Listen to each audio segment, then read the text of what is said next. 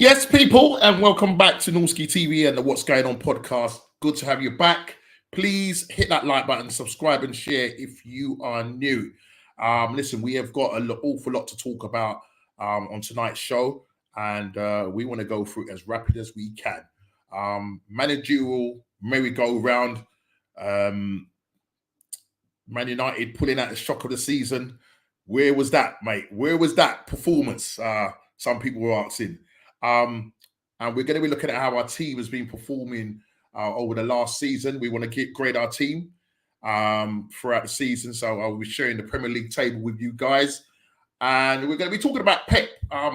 Does he go at the end of 2025? And if he does go, who will be the team that pounces to take that place? And Big D is going to finish off with the What's Going On Fantasy Prediction League final shout out this week. We was meant to do the What's Going On Prediction League table, and Ez cannot be with us tonight, so he's otherwise engaged. But I'm sure he's forfeit.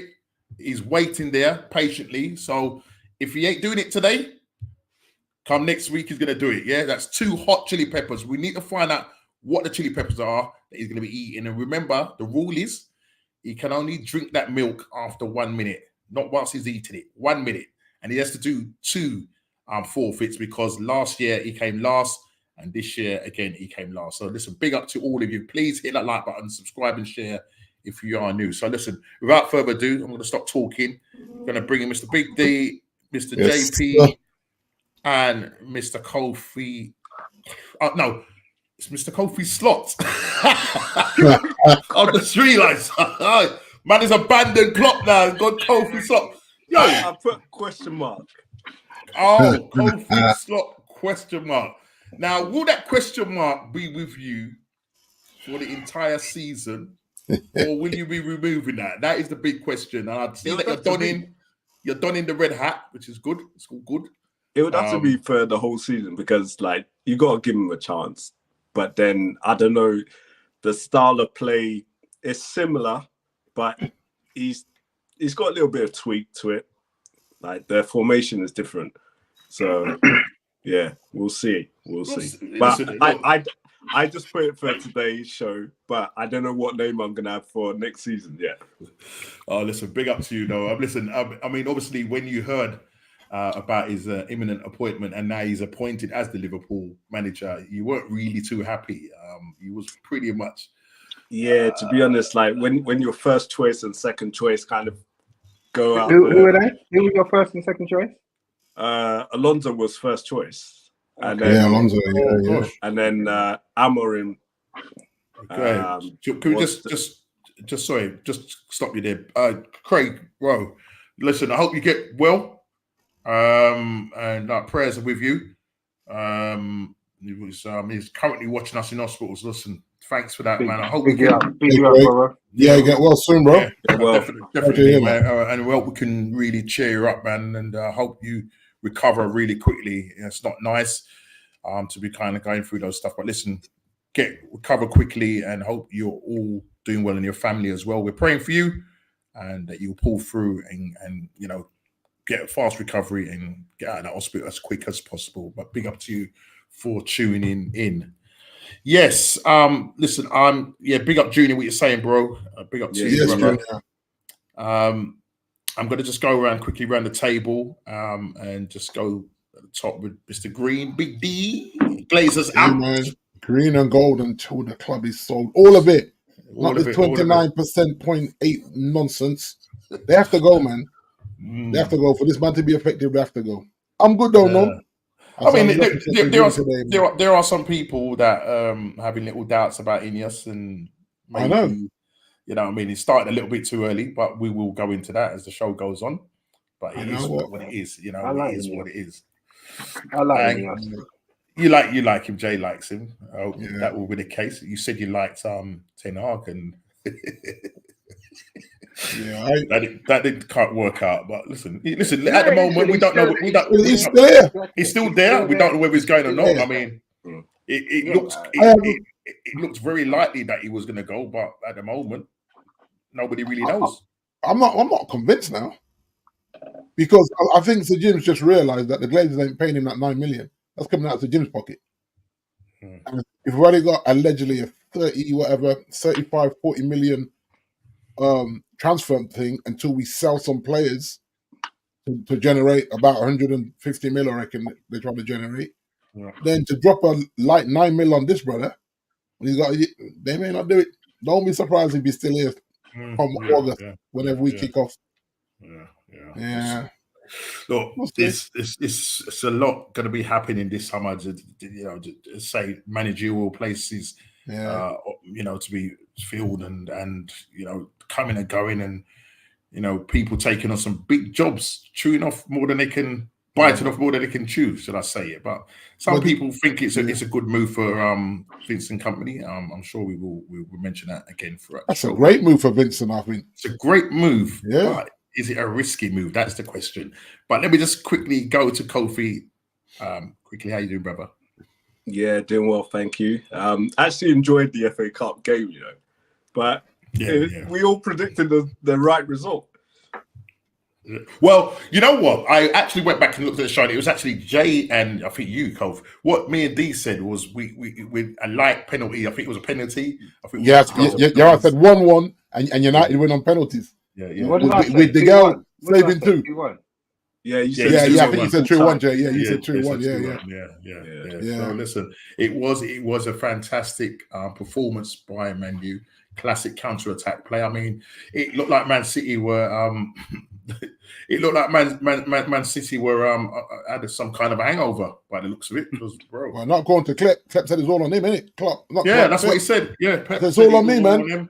Don't blame the players. I'm like, bro, very small loser as well. He's really so. His behaviour was off, wasn't it? Yeah, it was a bit off, man. It was a bit off, but we'll talk about that. Jay, how you doing, bruv? I'm good, man. I'm good, mate. Do you know what? It's amazing, winning stuff, how it feels. I mean, it is, man. So you won't remember, Norms. I know, that's what I'm trying to say. I've got to go back 4 years, mate. You know what I mean? 4 years. Your manager's won 2 trophies. Your manager's won 2 trophies in 2 seasons, mate. Yeah. And he's matched. The only person that's won any more than him is Pep.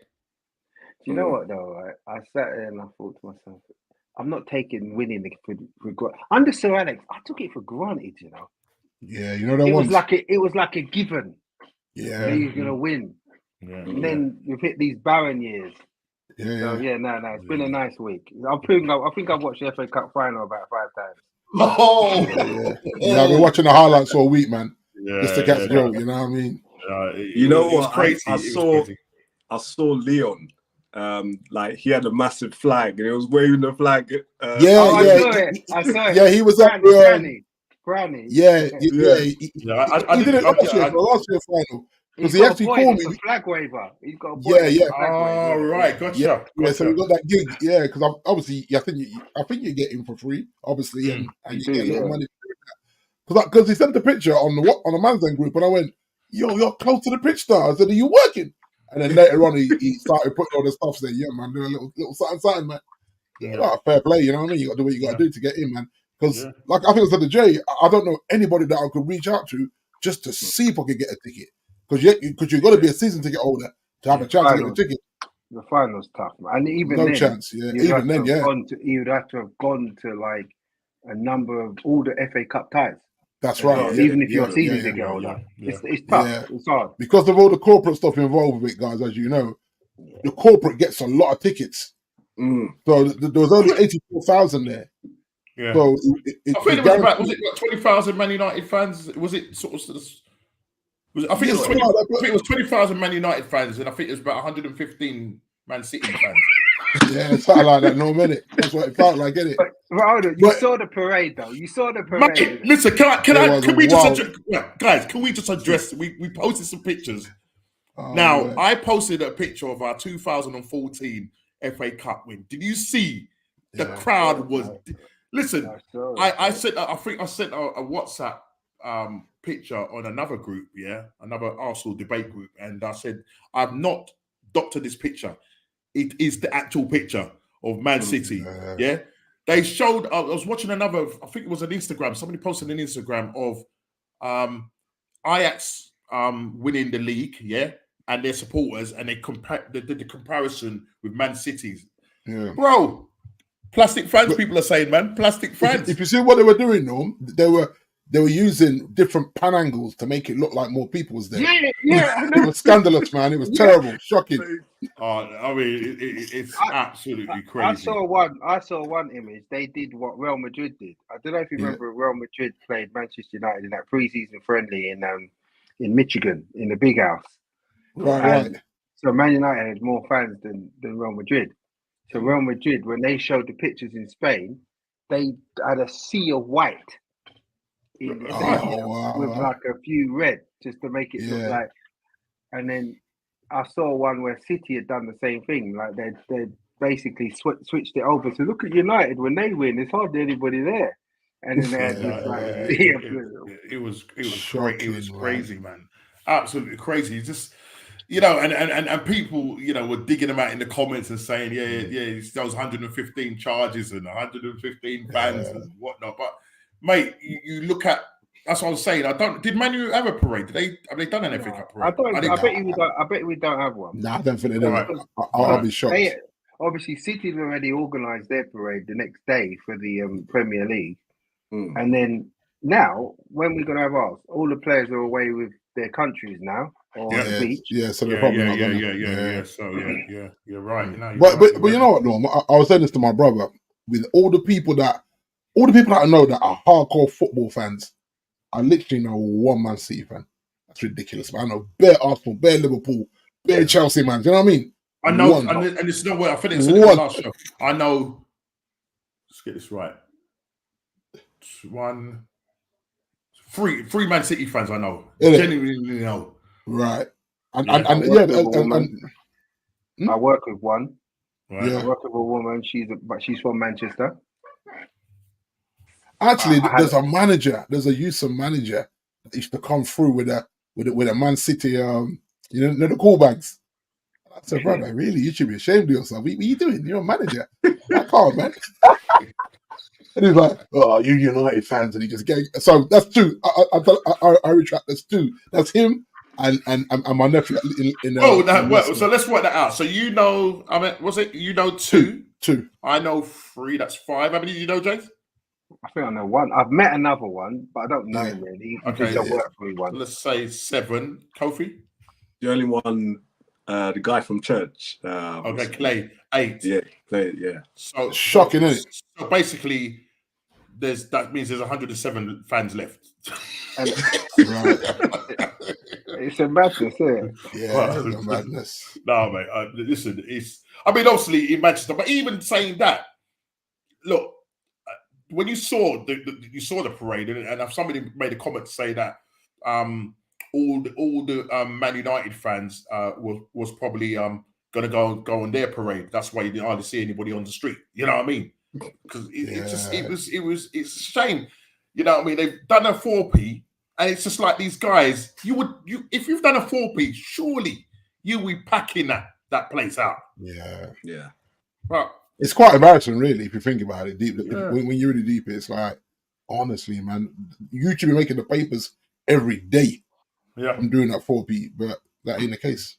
The back pages are just like, who are? I'll tell you the time. Who are they? Right. Just a club who's got oil-rich owners. It's like they're nobodies. Yeah, I mean, some people are calling them out and say they've got no history. It takes time to build the heritage, man. They just come and turn up and think they can just roll everyone over, man. Didn't quite well, does it? Well, they're doing it at the moment. Now that they've done the 4P. But I'm glad you guys stopped them from doing the double, because there's historical double. 4P, so it's a treble. Yeah. Treble, 4P, and man. Well done, man. And that's what should have happened last season, where Arsenal should have dipped them to the league and we should have beat them in the final. Yeah. And both teams just let ourselves down, you know what I mean? Yeah. So I mean, the only trophy we got is one for Arteta. As you can see by Craig, Arteta won the best Premier League manager award since win-do-losers end up with a trophy.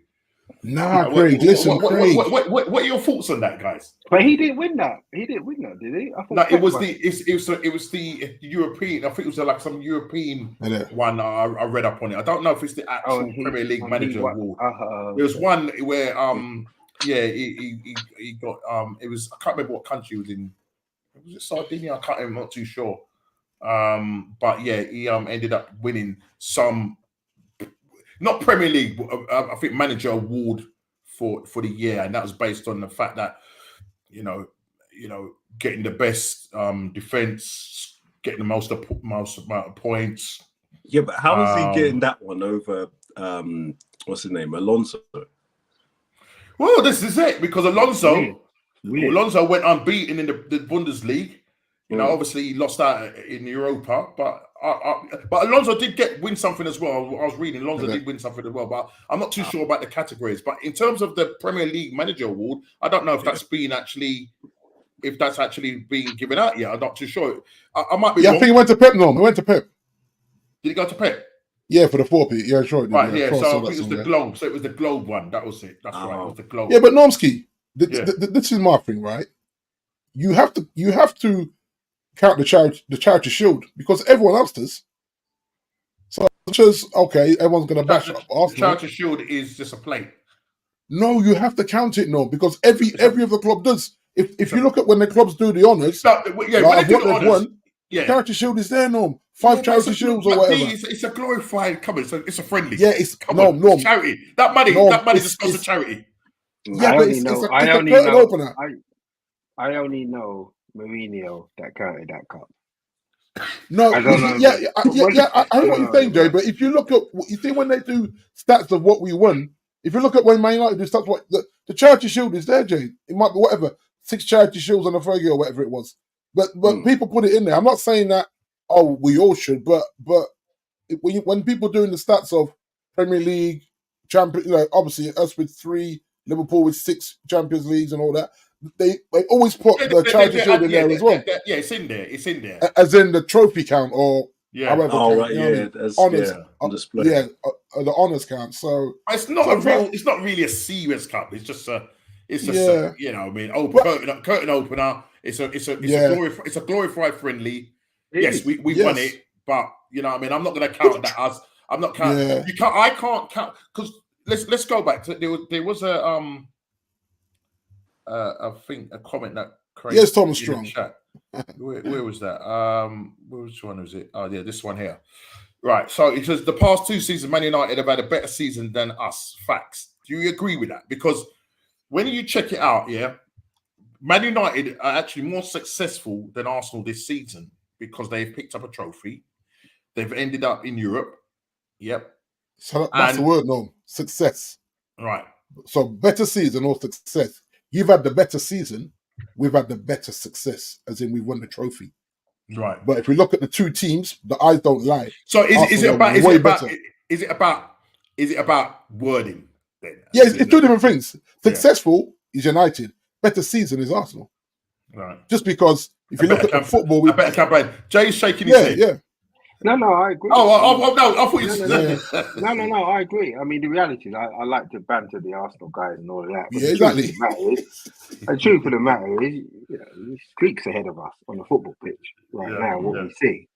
Yeah. So, I mean, to be honest, I would even say like we had a mediocre season because like winning just Carabao Cup, it just doesn't sit well with me. Like when United have taken the FA Cup. Yeah, but the thing is, if Klopp had gone with no trophy loft, people would have destroyed him this season.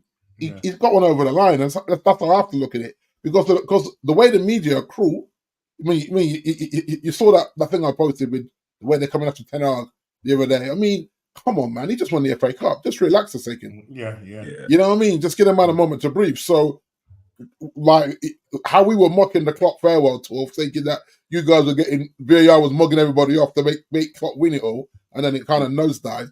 But the truth is, they said, well, okay, I won one. Probably not the one I wanted to win, but he never left empty-handed. It's true. Yeah. Well, look. But I hear what you're saying, Cole. I hear what you're saying. Since we're talking about Liverpool nosediving, it'd be nice to go in. And no, this is just to go into our. You weren't really too much of a nosedive. It was a nosedive, brother. What are you talking about? It was a nosedive, man. It was a nosedive, man. It was a nosedive. You was on for the quad, Kobe. Come on, bro. Listen, man, give it a few more. If there was a few more games, you guys would have fallen out of Europe, probably. Oh, mate. come on, please. I beg. You could win a game. You could win a game. No, listen. If you really look at it, look at the last 5 games. Look at your form in the last 5 games. Yeah, but there was only the 2 above you. There was 1 loss, and the rest were draws. If we took out all the draws, we would have won the league. Coulda, woulda, shoulda. If Arsenal took out, if Man United didn't lose 13, if this, come on, man. If we didn't lose 14 games, we would have won the league. So listen, guys, we said we're going to talk about how 14 losses. About how we grade our team this season, and how we felt our team has performed this season, and just wanted to give you a grade from A to unclassified. Okay, so those are the grades. I'm only going to talk about our teams. I mean, obviously, as you can see, the top 6.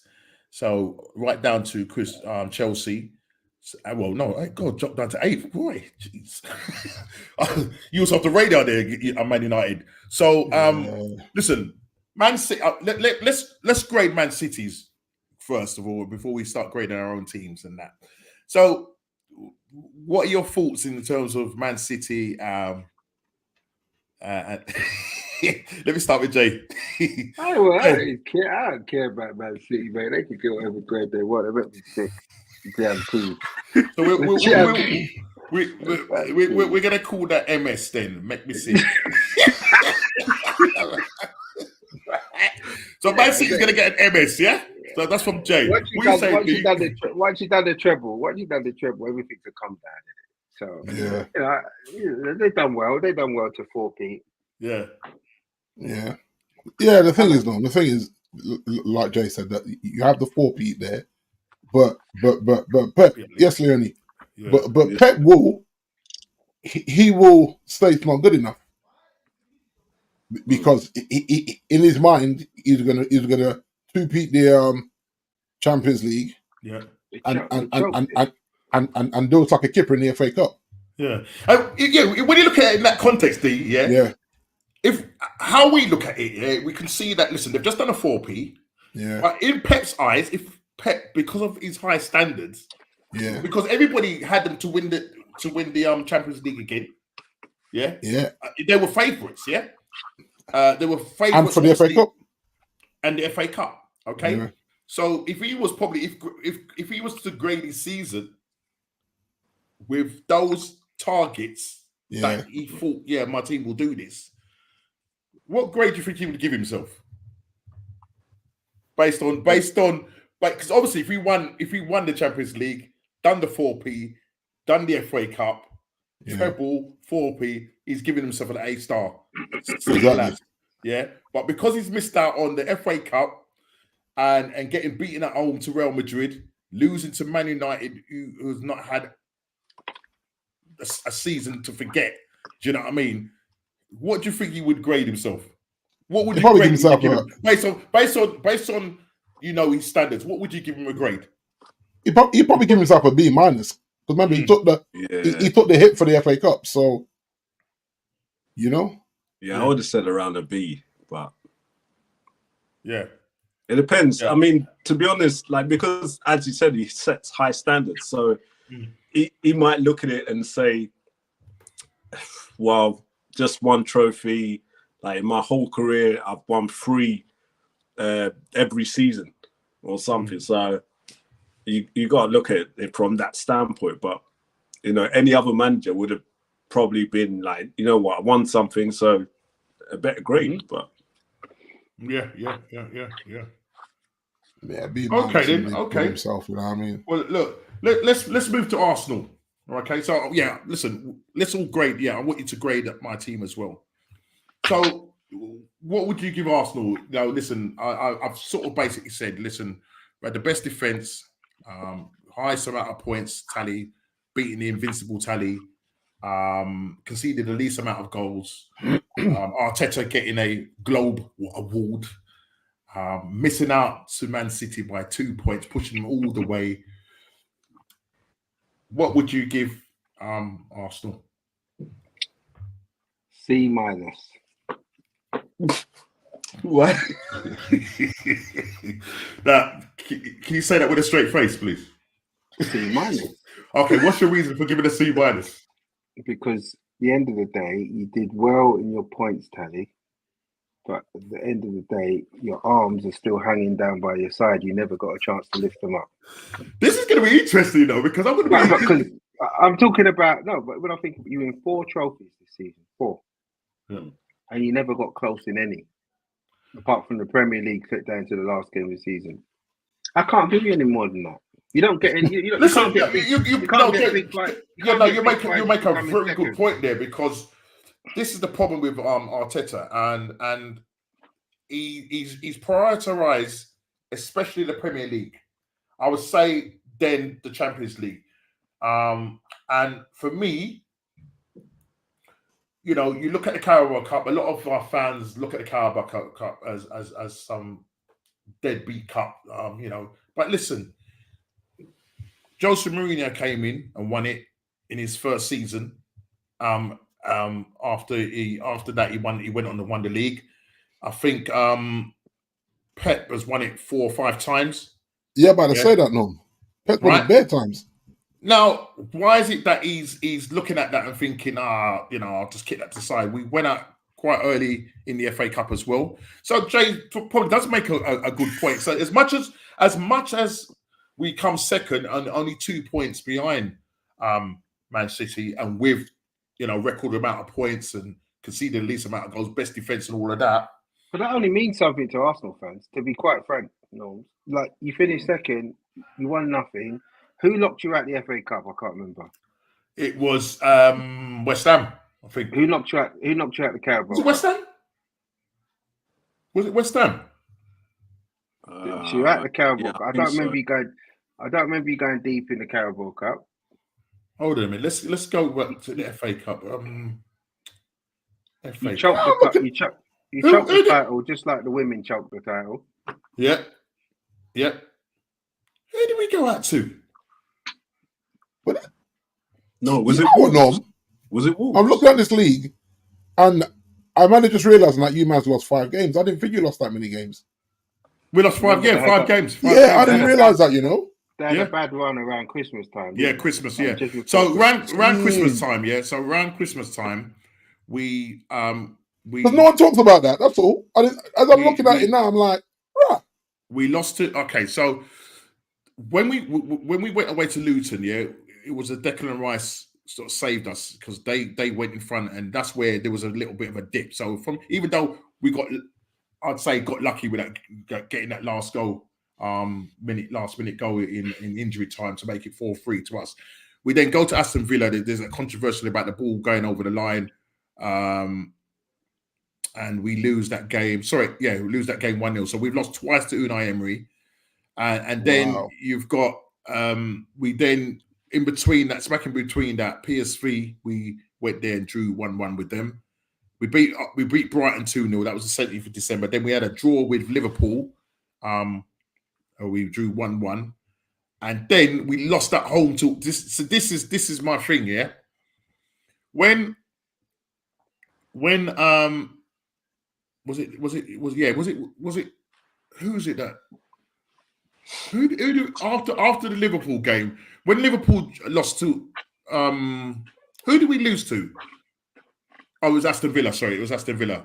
So listen, we lost 2-0 at home to West Ham, and we should have won that game, but just didn't put away our chances. So we lost 2-0 in that game, and then we went away to Fulham. So 2 back-to-back games, 2-1, we lose at Fulham.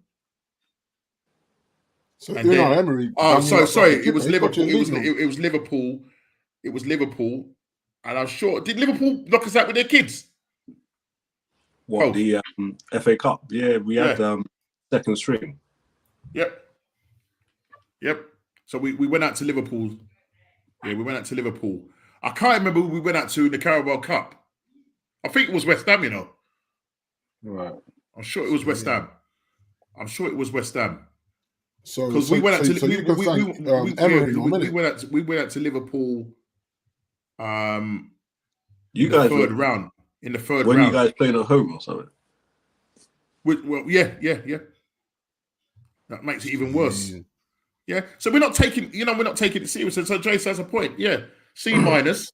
So D, what are you giving them? Yeah, I'm going to say the same. C. A C. Yeah, because like Jay said, the man are not giving you nothing to cheer about. Mm. You know what I'm saying? Yeah. And you know how it is when you start going over the leagues. You're going to say, when City won that one, who finished second? You can always be like, who finished second again? It's not going to stick in your head after years. You know, like when I look at United when we've won, only sometimes I can remember who pushed us. Sometimes it was Arsenal, sometimes it was Chelsea. Yeah. That time when it was Newcastle and Newcastle bottled it. You know what I mean? I can't like stick the years. So I think if you're not lofting anything, then that's a disappointment for the fans. So yeah, it can't be a B upwards. Yeah, and dismissing the cups. Yeah, and dismissing the cups. Yeah, definitely. Kof? Yeah, I mean, I was gonna give B minus, but then I've been in agreement with like everyone saying, and you got to put something over the line. Like you got to lift something. So definitely agree and give a C. All right, C. I'm giving us, based on the fact that we chucked away 2 cups, and again we didn't lift the trophy at the end of the season. I'm giving us a C plus. I'm giving us a C plus. Norms, do you Carabao feel Cup that was 3-1? Yeah. Do you feel that Arteta now has just become obsessed with the league? Because that's what it feels like. He's so obsessed with beating Pep. Everything else is a distraction. It doesn't. What I'm to say, winning a trophy breeds that mentality of winning. Yeah. As I said, Mourinho done it. Pep's done it. So why are we dismissing these cups? They say that the FA Cup is our cup because we've won it 14 times. I think now Man United are now one behind us 13 times. Yeah, 13. Yeah. So that's what I'm saying. Say this season, this coming season, I want us to see us taking these cups seriously. And obviously, for us to take those cups seriously, we're going to need to get in the right players so that we've, I'm not saying we're going to be able to match City when it comes to buying, but we need to get quality players in each position. Now, I hope that does happen. And if that does happen, that when we now go into these games, we're not fielding a weakened bench, because you can see the massive drop-off. And you saw that in the Carabao Cup, you saw that our second string 11, or when I say second string 11, there was a couple of the first teamers in there, but the majority of that team in that game were mostly bench players, and you could see the massive drop off. And we lose that game 3-1. So out of the Carabao Cup, then obviously you've got 2 cups left to play for. That's the Champions League. You're up against the likes of Real Madrid, Bayern Munich, and Man City. This Bayern side is not even a great side though that you lost. No, they're not. They're not. I felt that we could have beaten them at home, but again, defensively we dropped off. We just, you know what I mean. And I think that's where. And then I think in that game, that was when we was playing at the Allianz, when Saka tried to get that last minute penalty to try and go into extra time. But yeah, we need to be more successful in these cup games, and I'm saying go for the Carabao Cup. Why we're sticking our holding up our noses against it. Turning up our noses against these cups. As I said, winning these cups breeds winning. Look, Ten Hag has won 2 cups now. He's won a Carabao Cup and now he's won an FA Cup. So based on these 2 seasons that he's been with Man United, he's been more successful than Arteta because he's won 2 cups. The last time we won a cup was in the 2020 season during the pandemic, and we won that FA Cup, and that was winning that with with the likes of Unai Emery's players and some of Arsene Wenger's players. So he didn't even win it with the players that he's currently got.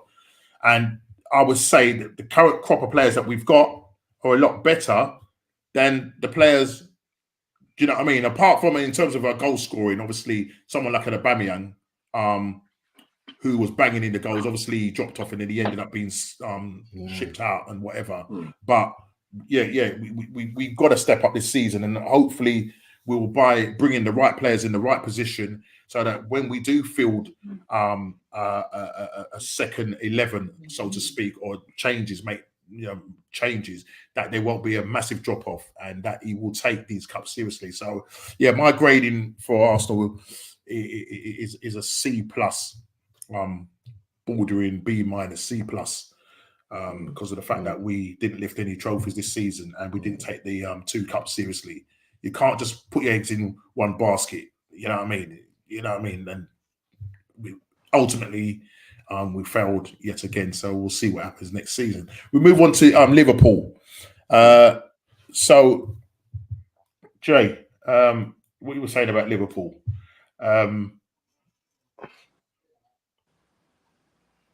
Based on the time. So I was talking on mute. I just realised I was on mute. Okay, yeah. I give Liverpool a C. Okay. And the reason being, Liverpool won a cup, so I won't minus them. But really, towards the back end of the season, I think Liverpool kind of I don't know what happened to them. I think all your weaknesses just came out. You're not prolific in front of goal. I don't think at times.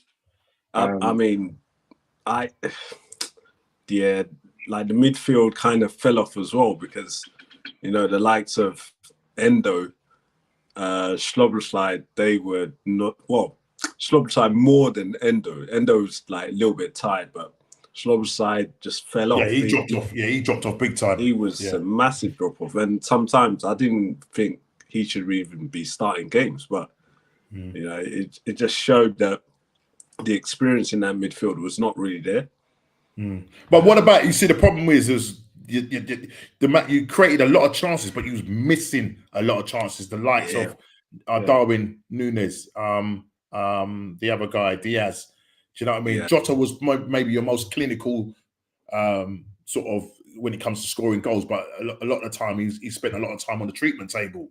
But then Salah had a bit of a drop off as well. You know what I mean? And I don't blame Klopp for benching Salah sometimes, because Salah sometimes doesn't turn up in games, and then like that big route that he had,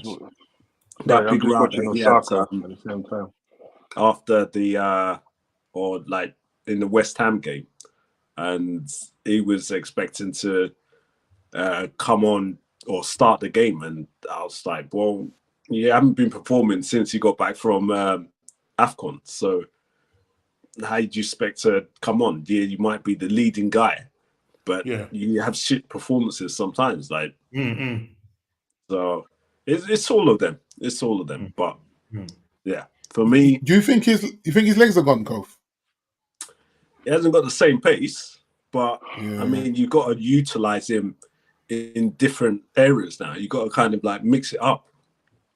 So, I was saying to my younger brother JD, who's a Liverpool fan, I said that Klopp should have tried him in the 10 and had another pacier guy out wide, just to see how he could create it as a number 10, rather than expecting him to run and beat a man and all that like he used to do before.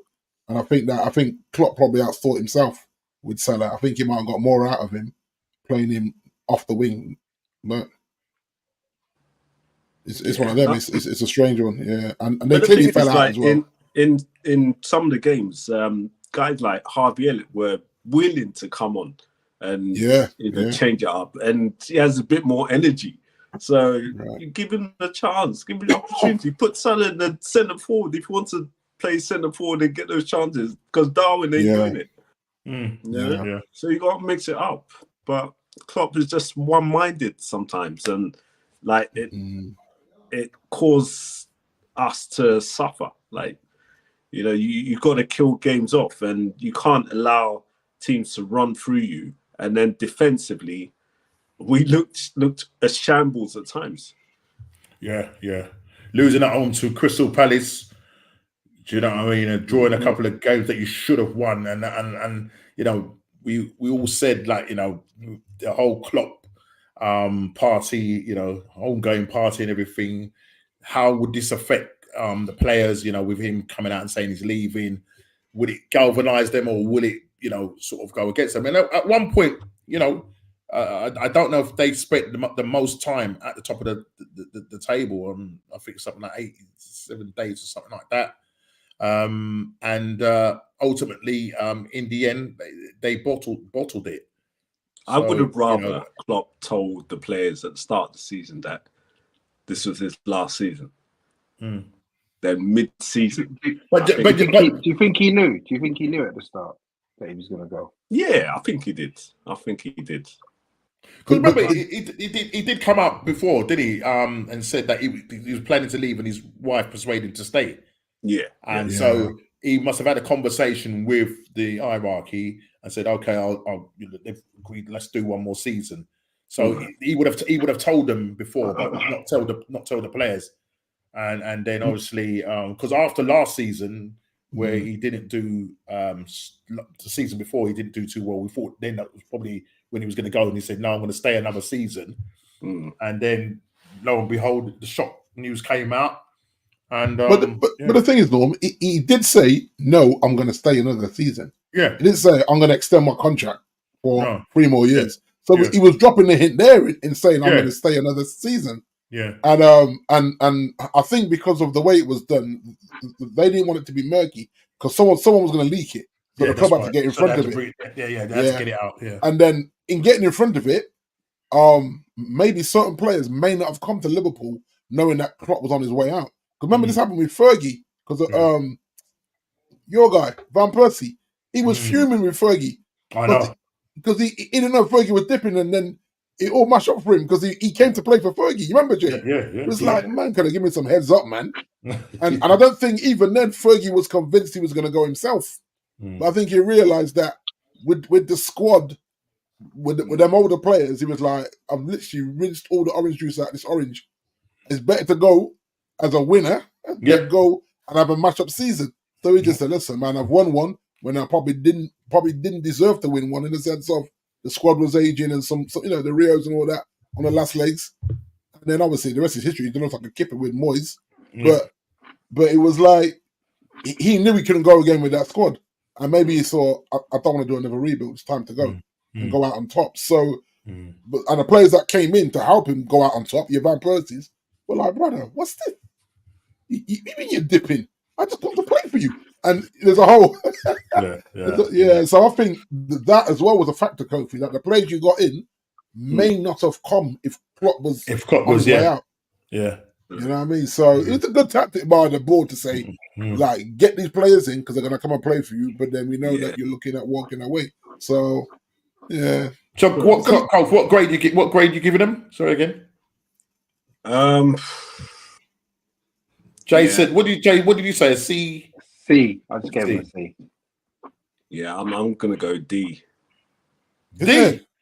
Oh, you're hard on them, Kof.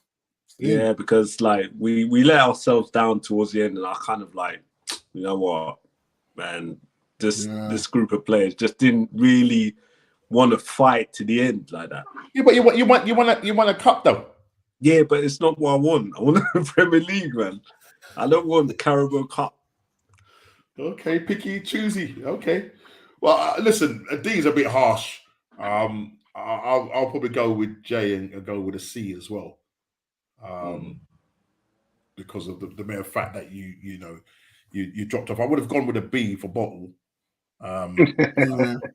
Chile is done. Well, I was going to go B minus. I'll go B minus just because they obviously they had a wobble, and the wobble put them out of a 3-horse race. They were definitely in a 3-horse race. Yeah, but you won a cup and you're in Champions League, brother. So that's why I say B minus. It's not an awful season. That's harsh for a D, man. Do you want to? I think you're harsh on it. You want to rethink that? But I get it, Kof. I get it. That's your pod. So No, but I think you're I hear that. I hear the disappointment. Yeah, B- for me, no, because Yep. of the Cup and the Champions League qualification. D. Whoa. I hate to know what Colfer's going to give Man United when it comes to grading them. You know what I mean? But we'll see what happens there. So let's move on. Just quickly move on. I'm not going to grade Aston Villa. I'm going to just move on to Tottenham quickly. Now they started off well in winning their first, I think something like accumulated 26 points in their first 10 games. You're thinking these guys are going to really push on under the Ange Ball high line and all of that, and then they got injuries, and then I think they just went on this losing streak where they lost something like 4 or 5 games in a row. Then once they got some of their players back, they started to try and stay with the pack, but missing out, because then their last 4 or 5 games going into the running, they lost I think 5 straight games, if not more. And they ended up, on 66 points, I believe. Is that 66? Yeah, 66 points. A place out the Champions League in the Europa League. What am I giving them? Now, Chile gave Arsenal a U grade. Is there any such thing as a Z grade? Yeah, man, it's in the alphabet, Norms. Yeah, because you was definitely before Z. Yeah, no, for real. I'm gonna give Tottenham a D. I'm gonna give Tottenham a D. A D for dunce. No, D for dunce. D. What you saying, Jay?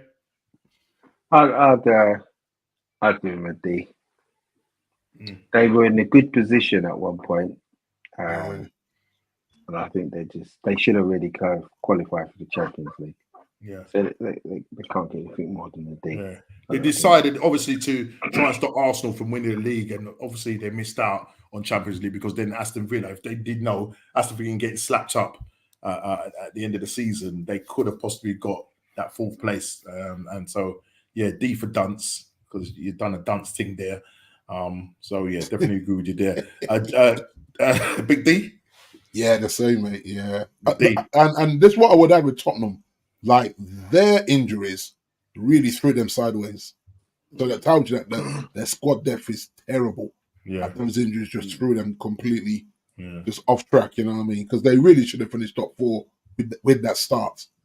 I think they've done enough in those first 10 games to, I'm not saying pushing Liverpool, Arsenal, City, but didn't have cemented that. Villa, I think Villa blindsided everybody. So because I thought they would end up finishing 4th. I didn't see them finishing in any higher.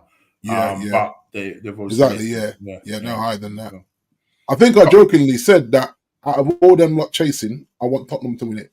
You remember at the start of the season, I was saying, you're like, nah, dear, what's costing me? I was like, listen, man, I don't want Liverpool, I don't want Arsenal, I don't want Man City winning it.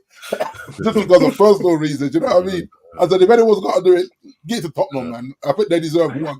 I'm sure your brother David would agree with that, JP. I'd be the same, mate. Just to give one to Tottenham. Kof, what you say? What you say? This woman doing, man? Yeah, I'm gonna go D. I just feel Tottenham, there's something about them that is just not right. They're just not that team to... It's called Spursy, Kofi, Spursy. It's called, mate. Spursy. It's okay.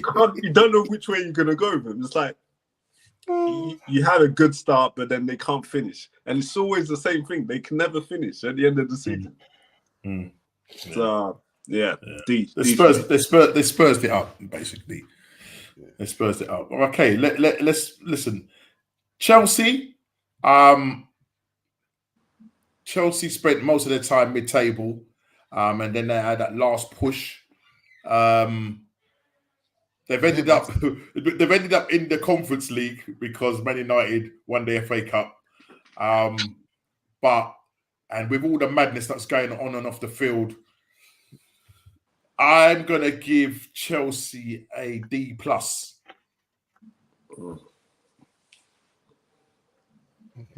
E. E.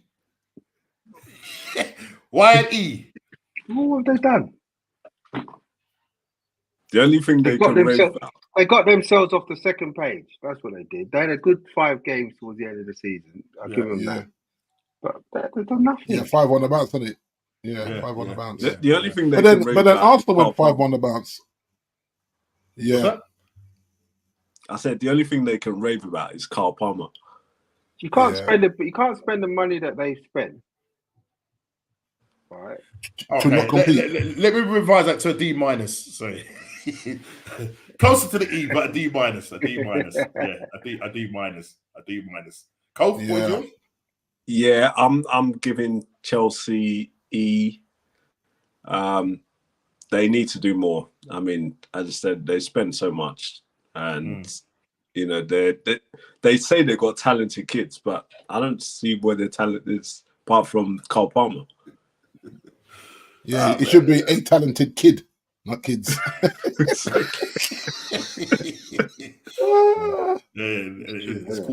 the same as Normski, D minus. Yeah. And just because they went on a 5-game winning streak, take them to 6. Well, they kind of saved their season. Yeah. I mean, kind of saved their season. All right, I'm just watching the Open, the French Open here, man. Watching Osaka. Oh, okay. Cool. Is that what is that? The final?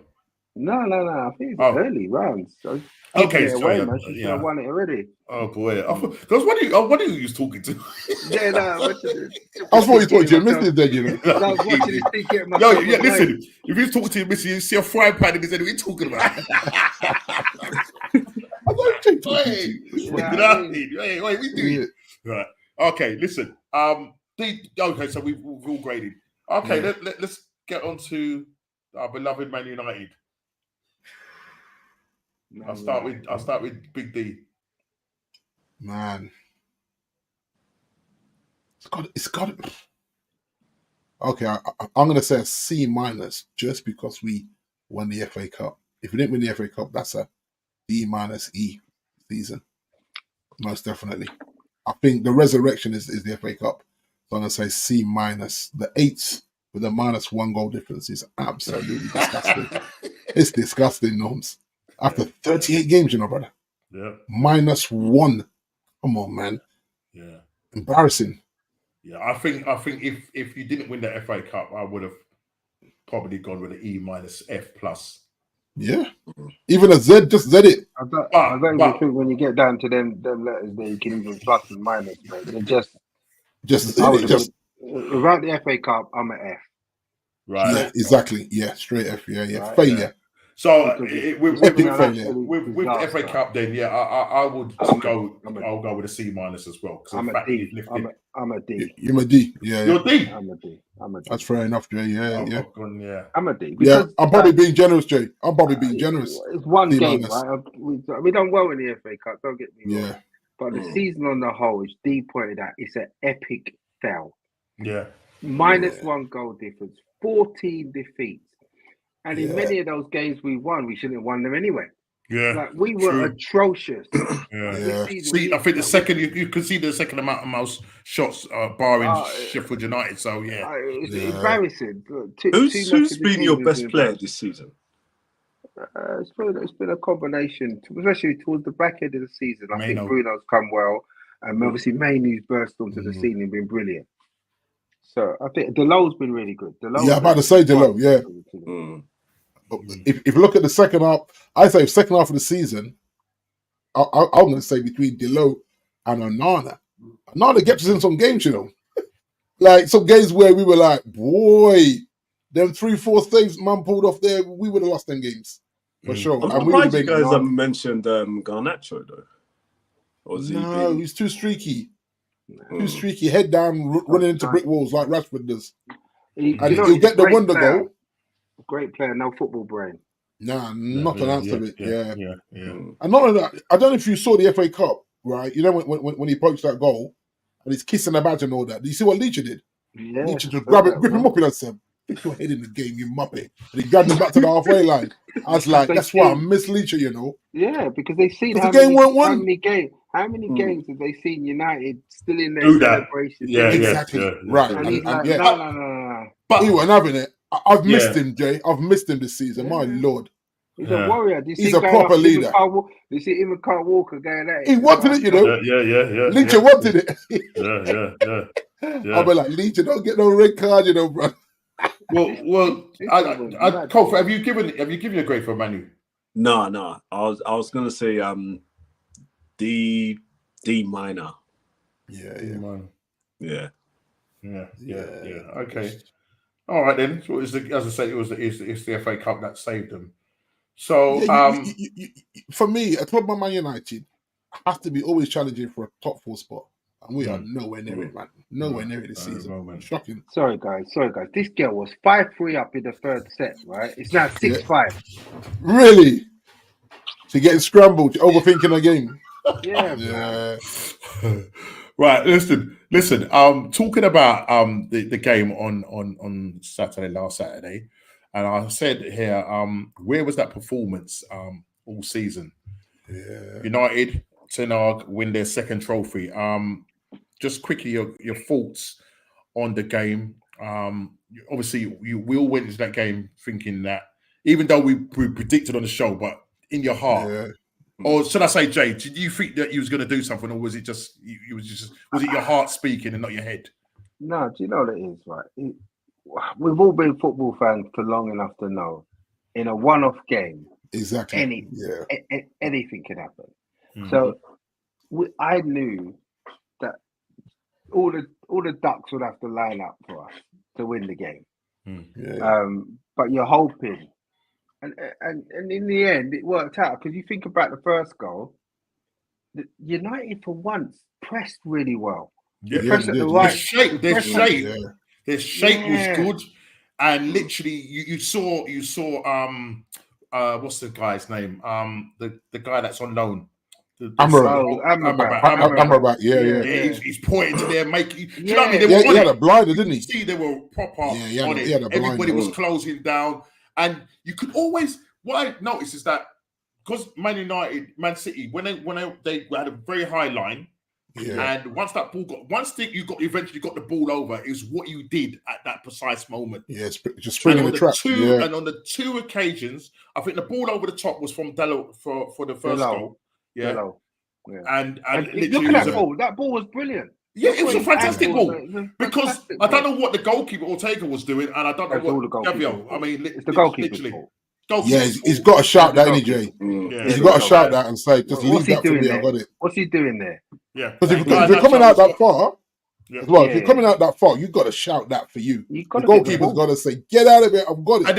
And not only that, guys, there was a couple of warning signs as well, because when Man City were playing when Man City were playing at the back, it was almost like some people were saying, like, I know Pep turned around and said, listen, it wasn't about them having a great time a couple of days ago. It was all my taxes. My taxes were wrong. But they just looked off. What's their burn? None of the guys, the players were in. The only person that came on and people were shouting for him to come on was Doku, who made something happen, and he scored that goal, which Anana had really soft hands. His hands are really soft to let that goal in. And I was thinking, 2-1, 10 minutes ago, what's going to happen there? I'm telling you lot now. He's got a way to prove. I still don't like him. I know he has a decent season. I think the second half, Jay. I think second half. I think generally the guy makes saves he's supposed to make. Generally, obviously there's been the odd one here and there. Generally, the guy makes saves he's supposed to make. Yeah. That's, if you notice, he's so weak at that side. That side of the All the time. And I don't know if you remember, like maybe about 3-4 months ago, I was saying I think he's a little overweight, just because of the way he gets down. And as a big man, I can say that. Other side. He's all right diving to his left. Yeah, but diving to his right, it's like there's a glitch there. There's a glitch. Yeah. So do you and being beat at his near post as well, Norm? This season. How many times times at the near post. How many times do I say that to you, D? Yeah, a lot of times. I don't feel this goalkeeper, and I'd love to be proven wrong and come on here next season and say I was completely wrong. He's having a blinder. I don't mind Yeah. doing that. But right as it stands, I'm not sold by him. I ain't sold by him. Look at And the thing is, match point. And if you, she's down. Well, Yeah, if you look at it as well, guys, believe it.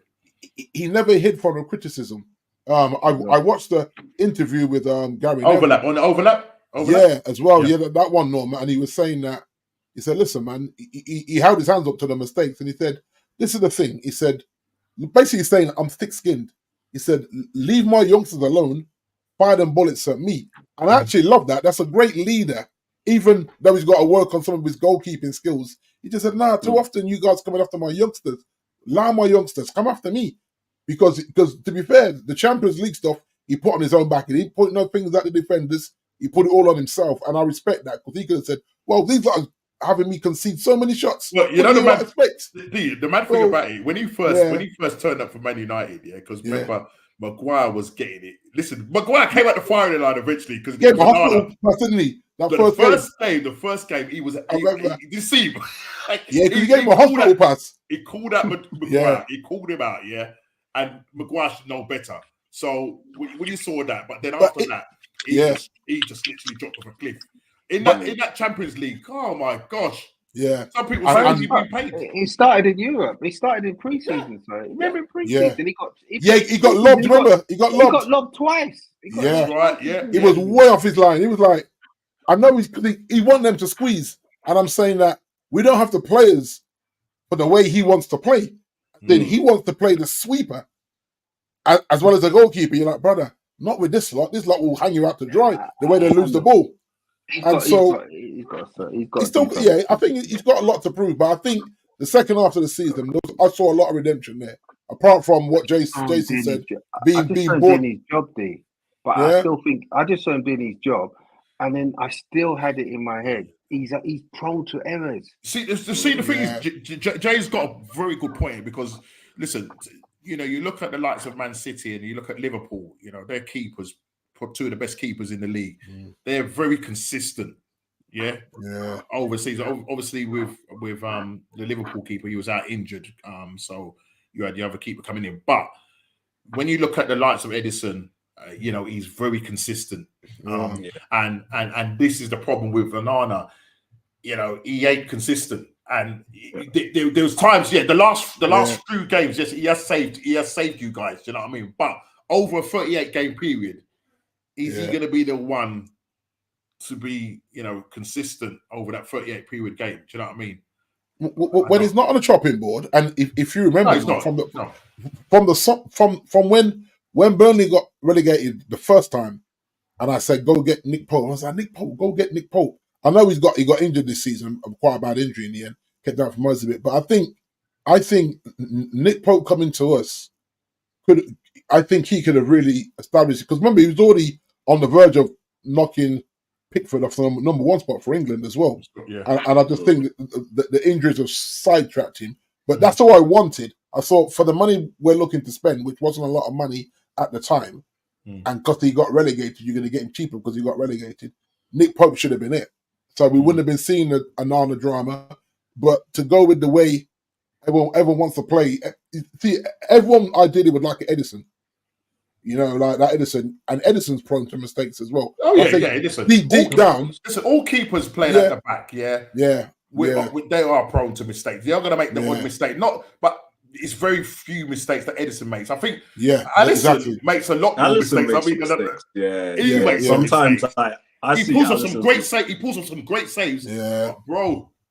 And I think with a goalkeeper as well, you want them a little bit. You want him a little bit wild, not reckless, but a little bit wild. Where he's going to thump a man in his head and get away with it only once. Second time, the first time I think he was legit. The second time he got it horribly wrong. You want a goalkeeper. You're talking about get out of it. Wolves. The Wolves one was 50-50. You're the one. That's a clear. You're the one. In well know what he was doing, as your parents would say. You well know what you're doing. That was a tried to take with the second one. When the keeper has to come out and they have to come and get that ball, they got to go full throttle. I think forget it. You're right. Yeah, or forget it. Because what's going to happen, Norm? They're either going to hurt themselves or they're going to give away a cheap penalty. Yeah. So you can't come David De Gea comes half-heartedly for them crosses. And you're like, brother, there's no conviction there. And I think at least Onana says, I'm either going to knock you out or I'm going to get red carded, one or the other, and get away with it. And so I don't mind that. It's your goalkeeper, and you have to have a good backup. With a goalkeeper like Onana, you have to have a good backup because one day that will be a red card and it's going to be a straight red. You know what I mean? So there's that. But I still say give him one more season and see. But you never know with these owners. They may decide that we don't want that style of play because we're just not good at it. Well, one of the things that I don't know, was it you, Jay, or D? Yeah, Jay posted it. Yeah, you said there was 5 criteria. Now, those 5 criteria, very rigid. Yeah, that Ratcliffe won or Ineos won. Right, so that's basically age limit of 25 new signings. Yeah, for new signings, no Galacticos. Style of play to be set by the technical director, Jason Wilcox. I don't know how you feel about that. Manager to be asked what position he wants to sign, not what player. I think, again, I don't know if you would agree with it. And Ineos to send a list of 3 signings per position for manager to choose from. Now, Jay, you're saying it was a bit rigid. Which one? Yeah, when I said that, I'm saying I hope it's not. Oh, right, okay. I hope it's not as it sounds. As it sounds. Yeah, because it's got, like for example, I'm okay with the fact that you're not giving the manager carte blanche to go and pick whichever players he wants and whatever. I'm okay, but I thought it'd be more of a dialogue, you know. I quite like that guy over in Spain, or, you know, rather than that autocratic. Right, this is what you're gonna get. I've got a funny feeling that this is just me, like Jason Wilcox, because Jason Wilcox has been chatting to him, shadowing him, seeing what. Is Jason Wilcox the one? Is he the guy from Southampton? Yes. Yeah. You don't remember him as a player. He's a decent. Decent player. Decent winger. Anyway, I've got a funny feeling. Jason Wilcox has said to him, "Listen, something's got to change here. This is madness the way you're playing football." Yeah. Because it's only after that come in and we changed against in the Arsenal game, I think it was. We lost that game, but we didn't do terribly in that game. We just didn't have any players, really. And I think people said that you would probably carry that form or that style over into which you did, and you did it actually even better. Yeah. So as the games went on, we got a little bit better with it. Yeah. And then we won our last 2 games, I think. That's right. Yeah. And then we got a few of our defenders back for the FA Cup final, and it was a lot better obviously then. We weren't, because if you think about it, we didn't concede half as many shots as we normally concede. Exactly. If we did that against City, we'd have lost anyway. But the thing is, Jay, the sort of listen, I know Man United for back in the day for playing counter-attack football, right? And especially against teams that kept the ball, they could turn over the ball and counter on you quick. They did it to us a lot. Right, but the sort of if Ten Hag is in charge, or if you get maybe like a De Zerbi or maybe a Pochettino, I mean, at the moment the managerial thing is a mad thing right now, so we just don't know what's happening there. That style of football, where you're playing pretty much counter-attack football, is that what you want to see with your team, or do you think or Wilcox will say no? Actually, I kind of want, like Liverpool, because Liverpool is like a counter-pressing side. So they keep the ball, but they can counter-press as well. So, you know what I mean? So if they lose it, it's like they win it back and then they press on you. Do you know what I mean? But I even heard Ray Rooney say this, though. He said Manchester United in their heyday wasn't a possession football team. No, they weren't. No, they weren't. Like we played possession football against the lesser teams. Yeah. But when we used to play Arsenal, we used to give you the ball all the time. Yeah. And I was going to say that, Jay, with the Arsenal. I always said... We used to get... Listen, I remember at the Emirates when Wayne Rooney... battered you on the counter-attack. Battered us, right? And Ronaldo. Ronaldo. Do you remember the two? Yeah. I used to hate that. We used to have all the ball, and literally... I can't remember what game it was, where we had all the ball. I don't know how many shots we had against the game, and you still won that game at the Emirates. I don't know if you remember. We had the most amount of shots at you, and we still couldn't. You counter-attacked on us, and it was like... You know what I mean? I always say in that Fergie Wenger era that Arsenal always played the better football United were more aggressive and more quicker, efficient, more effective. Yeah, efficient in front of goal and quicker on the counter attack. So, like you say, we always say they're going to have a lot of possession here. They're going to be zipping it about. Yeah. And the moment they give us a straight pass, bam, we hit them. And the problem with Arsenal in those games is that we always try to walk the ball in the back of the net. Exactly. We always try to walk the ball. We never decide, okay, we're going to play counter-attack football. And I think when we came up against the likes of Barcelona, because it wasn't in our game, counter-attack football, we tried to match them and they just literally bullied us and just took us apart. Same as Bayern Munich. Do you know what I mean? So I think if you could get the balance right where, you know, if you're going to come up against teams like, say, Barcelona, who very ticky-tacky football, you know, Real Madrid, do you know what I mean? But it's like Real Madrid against Man City. Yeah? Man City, probably the only team that can keep that ball really well throughout the league and throughout Europe, So Real Madrid have to change up their game because Real Madrid in their own league, they will have the ball. They don't need to counter-attack. They've just got the better, superior players and they can just, you know what I mean, do the business. So, it's about using that. Quick question from Craig. He says, Big DJ, who was your man of the match for that game? FA Cup final? Yeah. Kobe.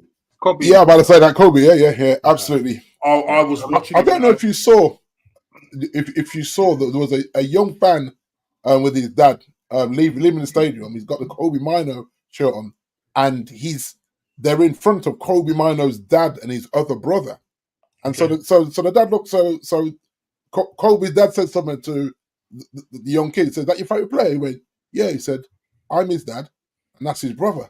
Kid was like, "What?"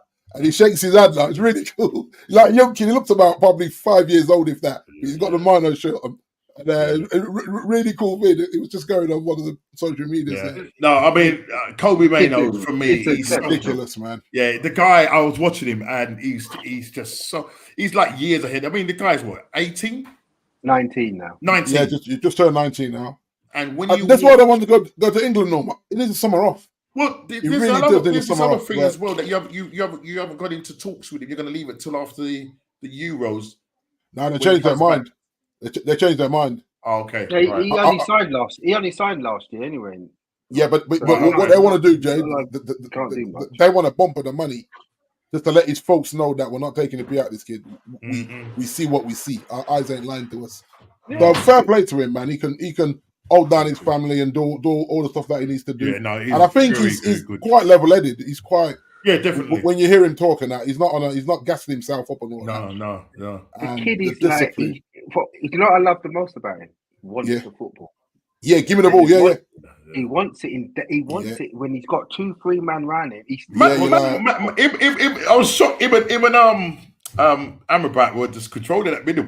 It sounds crazy. Even though Man City had most of the ball, what I'm trying to say in terms of they dominated because they he was running rings around Rodri. As I said, Man City just looked off the pace.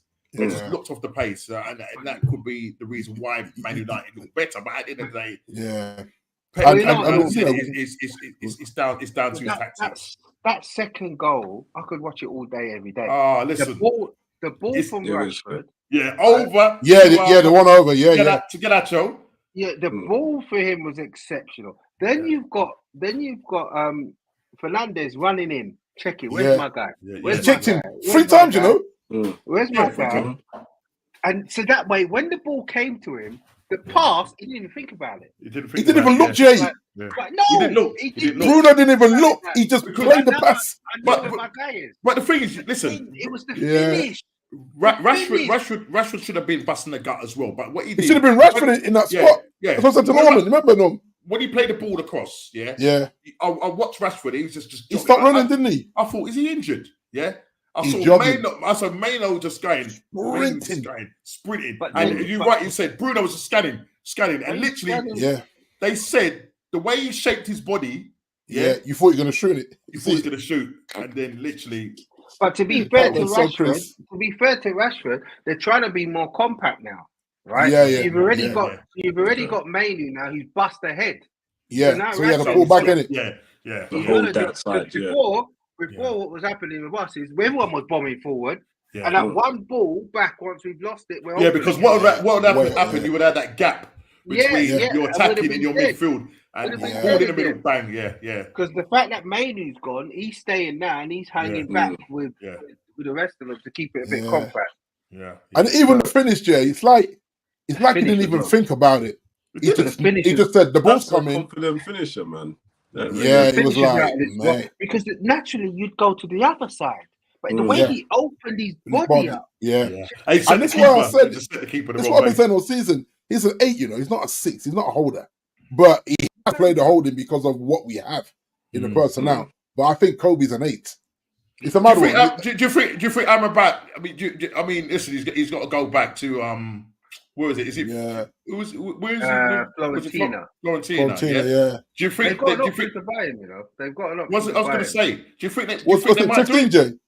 The 15 20, M's. I think it 20. was 15 or 20. But 20, I think the only.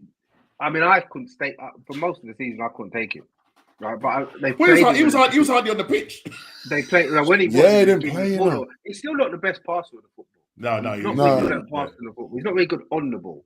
Yeah. But what I'm wondering is with him is it's about can they find somebody better for 20 million? Right. Exactly. Yeah. Because the budget is tight, Jay, as we know. Yeah. And I think the FA Cup eased a bit of pressure with the FFP. Remember I said to you guys that the Jim said we looked at the books and boy, we got to be in Europe. Balance these books a little better.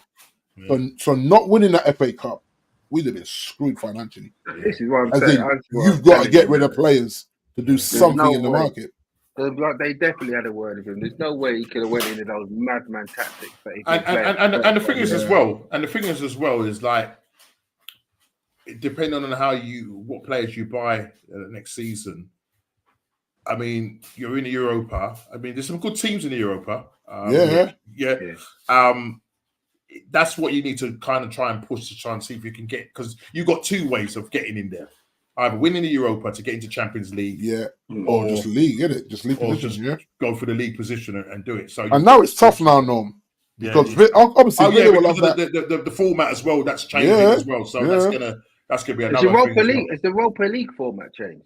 I'm sure. I think both of them do. Because you don't drop down anymore, do you? No. Once you're out of the Champions League, you're out. You're out. I've got to look into it a little bit more, but the format is changing. So it's definitely a money move, Norms. It is a money move and more games. And this crazy thing with these players. When are they going to get their rest? Exactly. Literally, by the time you've got Copa America on as well, Norms. Even your South American players might get the rest. Exactly. Right, because the competition starts June? Is it June? Is it finished June? Starts June the 14th or finished? Is it June the 14th? It starts. Yeah, something like that. Yeah, that sounds about right. Yeah. And that goes on for about 2-3 weeks. Yeah, and then July. Do you know what I mean? That some of them. What you're going to have is those players that played in Europe. They'll have another week off. They're going to have a week off and that, and then those are not going to play in pre-season. So you're going to have some players missing from pre-season. You're going to have all of that madness as well. So, but I feel sorry for them. Some might decide to go and play in the Olympics as well. Oh yeah, there's that as well. Well, Mbappe. I was hearing that certain players have already been blocked, Kofi, from going to the Olympics. Mbappe. Yeah, they just said, no, we ain't doing that. You ain't going nowhere. You can't blame me. There comes a point where you're paying these guys so much money and then they're injured for a whole season. It's like, that's not sustainable. Just, regardless of the insurance against the players, because every club insures their players, but that money's still going out. You can't dock their wages because they're injured. Yeah. And so to go and play another tournament, that's what I thought about Luke Shaw. Luke Shaw should be going anywhere near England squad. And I'd rather Kobe didn't. I think Kobe needs a break. He needs a rest. Because Paul Scholes said this. He says, Paul Scholes said that he never had that talent at 19, which is kind of deep for Paul Scholes to say that about himself. And then the same thing he said. He said he rates him. He rates him. Yeah, he said, but you also got to be mindful that he's a young kid, still muscle development and all the rest of it. And he played a lot of football this season. Same as Garnacho. Played way too much football this season. That's relying on the youth. I'll say Garnacho more than Maino, because Maino was out. Yeah, he was injured. Yeah. And that's probably why they're looking at it saying, well, we can afford to take him to the Euros. Nah, I don't want it, no. I don't want it. I'm selfish like that. I don't want it. I know, but you're Brazilian anyway, so exactly. Yeah, but then I don't want it. Kind of felt that Ten Hag needed to just switch it up and say he wants players who are hungry to play for the club, because the rest were just kind of doing all kinds of. All right, Jay's got to go now. So I've got to go, fellas. Listen, have a good one, guys. Yeah, man, take it easy, bro. Yeah, we're coming down. But just let's just quickly move on to the managers. The last one is the managers, and I'm going to include Pep in this as well, in terms of him going at the end of 2025, and what does it mean? Like, which team will end up pouncing? If they do, it depends on what manager Man City get, and if it is the case that Pep is going to go, because that's the rumours that he's going to go. Some people are saying, it's because of the 115 charges and whatnot. Who knows? This speculation. Then you look at all the manager merry-go-round. You're looking at the likes of Makasa, who's literally in talks, is literally on the verge of joining Chelsea. The Championship manager, Ez is not too. I don't know if he's happy about it, but he's saying, "How can you be letting a Championship manager?" The guy's only had, I think, in terms of managing Leicester, 68 games he's managed. 68 games. It's something my Leicester guy said, no. He reckons that Leicester are going to start the season with a 20-point deduction or something stupid. Yeah, my guy's that. like, nah. Yeah, I ain't even competing in the Premier League. Let me get out of it. And he's quite outspoken as well. He's quite outspoken as well. I know at the end of the season, he said he wanted to meet with the hierarchy because of certain things, and then this madness with the 20-point or whatever. Whatever points. Because you can't come in the Premier League and start with a deficit. That's just because the league's too hard now. It's too hard. The league's too hard now. Even not being funny. Even Luton was a handful. Yeah, Luton could play. So it's not like, we're already playing Luton. Luton could take a point off of any of them top 16 now. Yeah, the way they were playing. You know what I mean? Yeah. So I think he knows coming up with Leicester and all the inner minors, it'd be like, what's the point? But is it a big risk? Guys only had 68 games. Managed 68 games. You look at Vincent Kompany, who's relegated Burnley.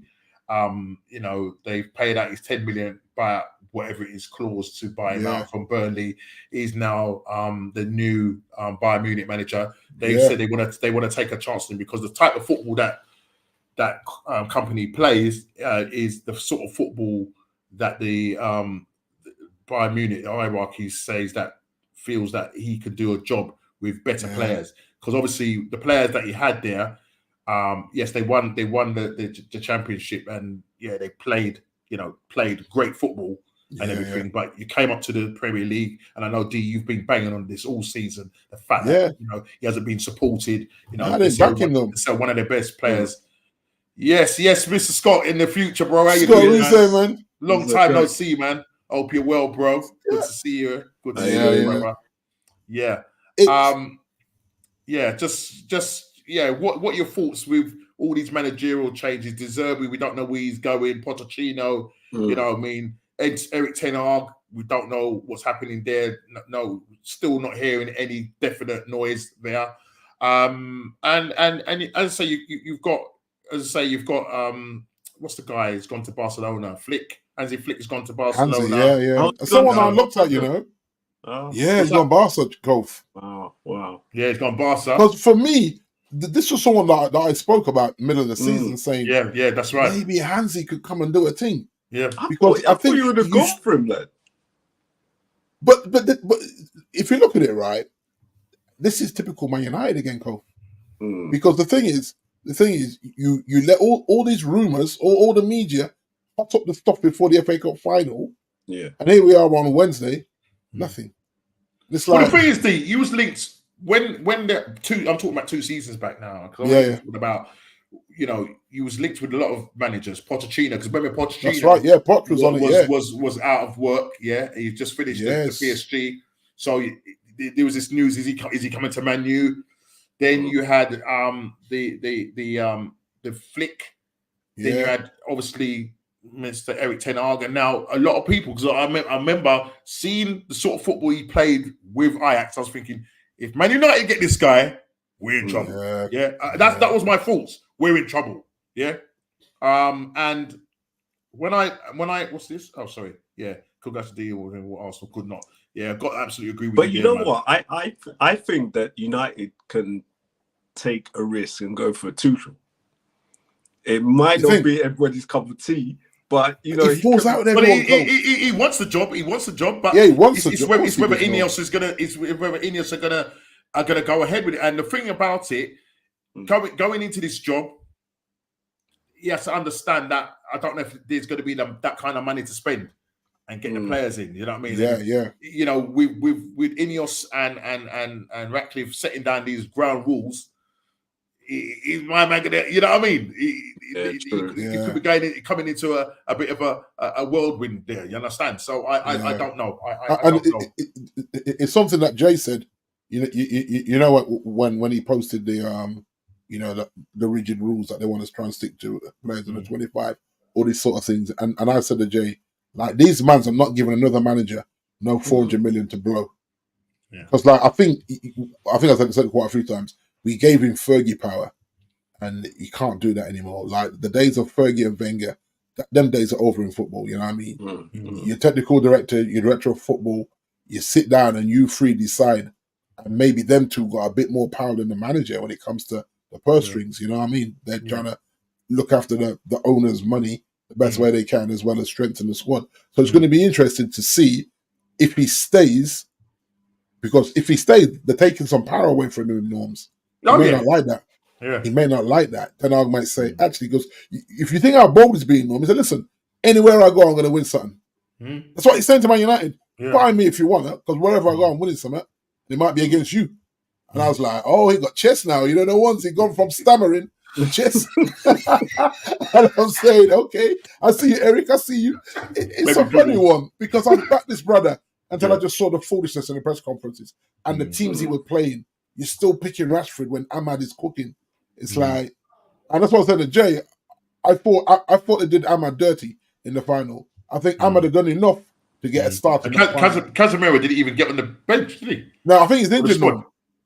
Well, I was reading that he wasn't injured. Well, he didn't say he wasn't injured. He just said he wasn't happy that he wasn't part of the squad. So what does that tell you? That's what he said. Yeah.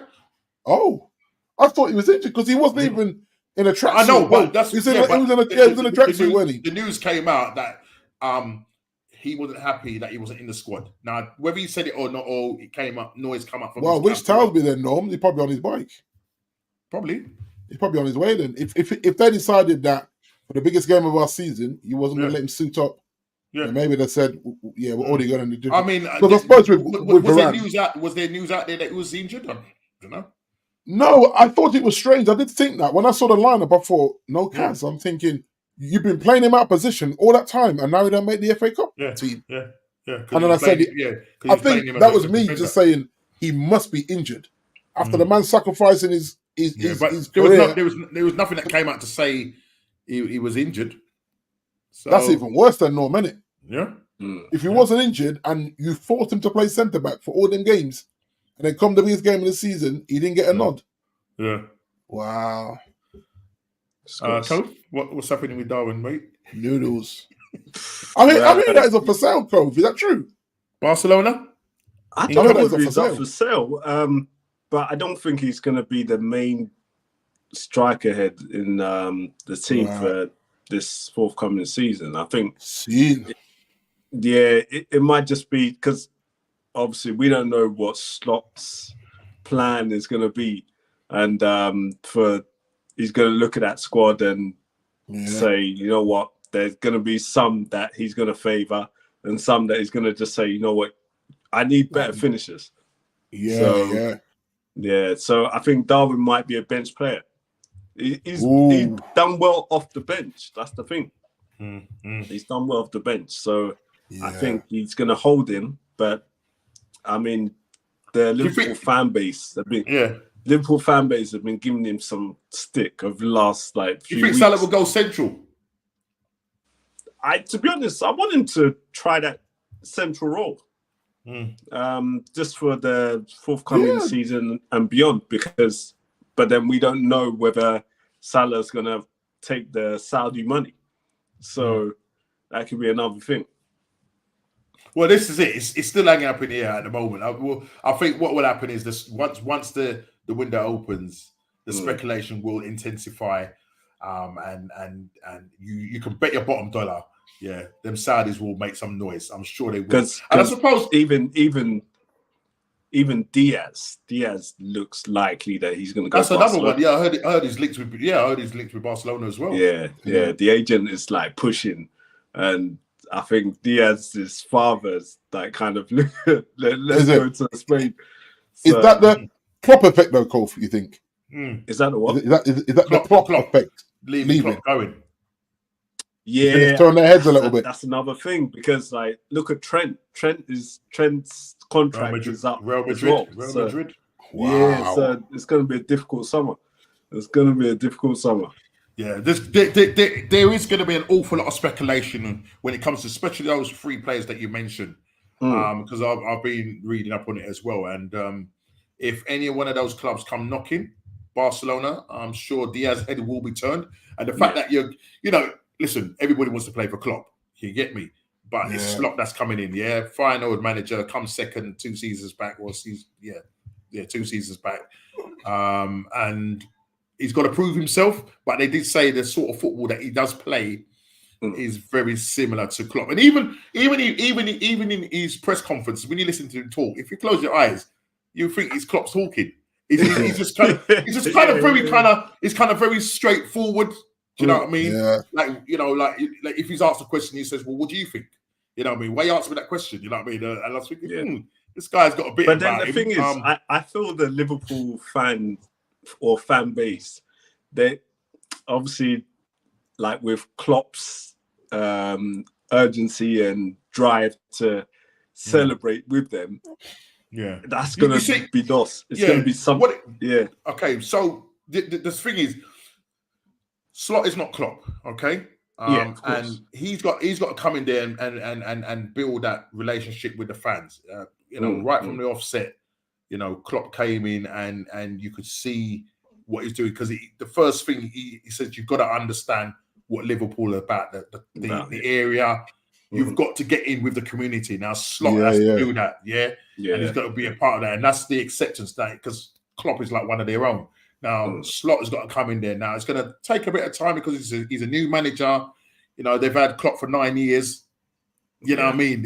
Yeah, man, get used to him, innit? Yeah. So we'll see what happens. I think definitely it will take 2.5 years for Slot to kind of cement some sort of how do I say? What's the word? Not style of play. Or not style of play, but at least approval from the fans. Okay. Yeah. But this is what you have to hope as well, Kofi. That if, whatever, just say two out of those 4 players get sold. FFP just say take that money and reinvest in the squad.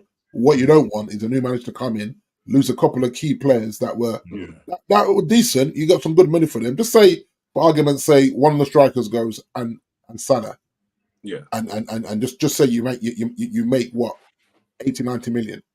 He has to be given that money back from FFG to reinvest in the squad. Yeah. You got to. You know what I mean? And sometimes you're not sure you can trust them. You know, or do you think you can trust them? Because the thing is, let's say Salah does go, you're replacing what 20 league goals, and if Trent is lured to Madrid, you're replacing our quarterback. He's the one that supplies the passes. There's a lot going through Trent. So those 2 key areas on that side is going to massively weaken us. Yeah. So, and I'm sure. Yeah. It'd be a shock if Trent and Salah go. I think be one or the other. Maybe a Diaz or a Nunes with one or the other. If you let both of them go, I think 2 senior men like that going. Yeah. I feel more likely Diaz will go. And so there's not been any. There's not been any talks at all yet with Trent. Nah, not yet. I mean, Trent's still got. He's still got He's got a a bit year. of time. No, he's only got a year. He's only got a year. Yeah, I know. And he's in the England squad, isn't he? You can't turn around and say he's got a bit of time. He's only got a year. Because he's in the current squad as well for the England. Well, the bigger squad before this ring. Well, then the thing is, it might be. Listen, it might be that you don't his want Trent to go on. performances- You don't want Trent to go on a free. Yeah. No, of because course Trent- not. Nah, that would be a madness. Listen, yeah, That's Trent- one of our biggest assets. So if he's not gonna, sit down with the club and to extend his contract, or if they do it and he's not happy at the club for whatever reason, I'm not saying that he's not happy. I'm just saying because what they probably do is say, right, okay, we'll extend his contract and then obviously kind of make that money because with a year left on his contract, I mean, look, Trent is easily worth 90 million plus. Yeah. Easily. Yeah. So they're going to want to get that money. You understand? So either they got to sit down. I doubt it's going to be after the thingy, but you once you go into June, July, that's the year. You know what I mean? Yeah. And then So you're got to tie talking. up now. He can, come January, if he still hasn't signed, look what happened with the Sanchez deal with us. Yeah, he didn't sign, and then he could start talking to other clubs, and the next week, he's ended up playing the piano for Man United. You know what I mean? And the thing is as well. If Trent does make the cut in the England squad, then his people may not want to be doing business while he's away on international duty. Yep. That's So the thing. there's a lot of factors there. Yeah. And even with us trying to move players on, if they go and play for their countries, that's a whole another saga. You've got medicals and all the rest of it.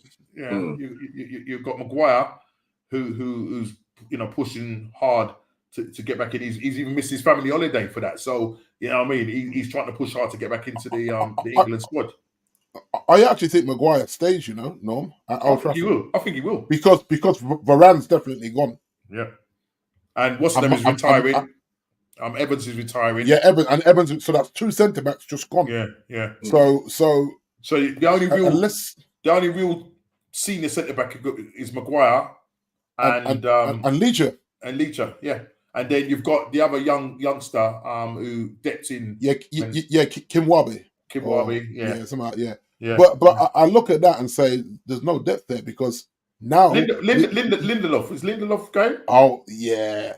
I'll be shocked if Lindelof stays. That's a proper clear out then. Yeah, he hasn't played in Norm. So I don't know why Lindelof would stay. More to the point, he's at the age where he needs to be playing football, not sat on the bench hoping for minutes. Yeah. At that age, go somewhere and play football. If you got anything about you, you're just gonna go, regardless of leaving Man United. Just go and play football somewhere until you retire. So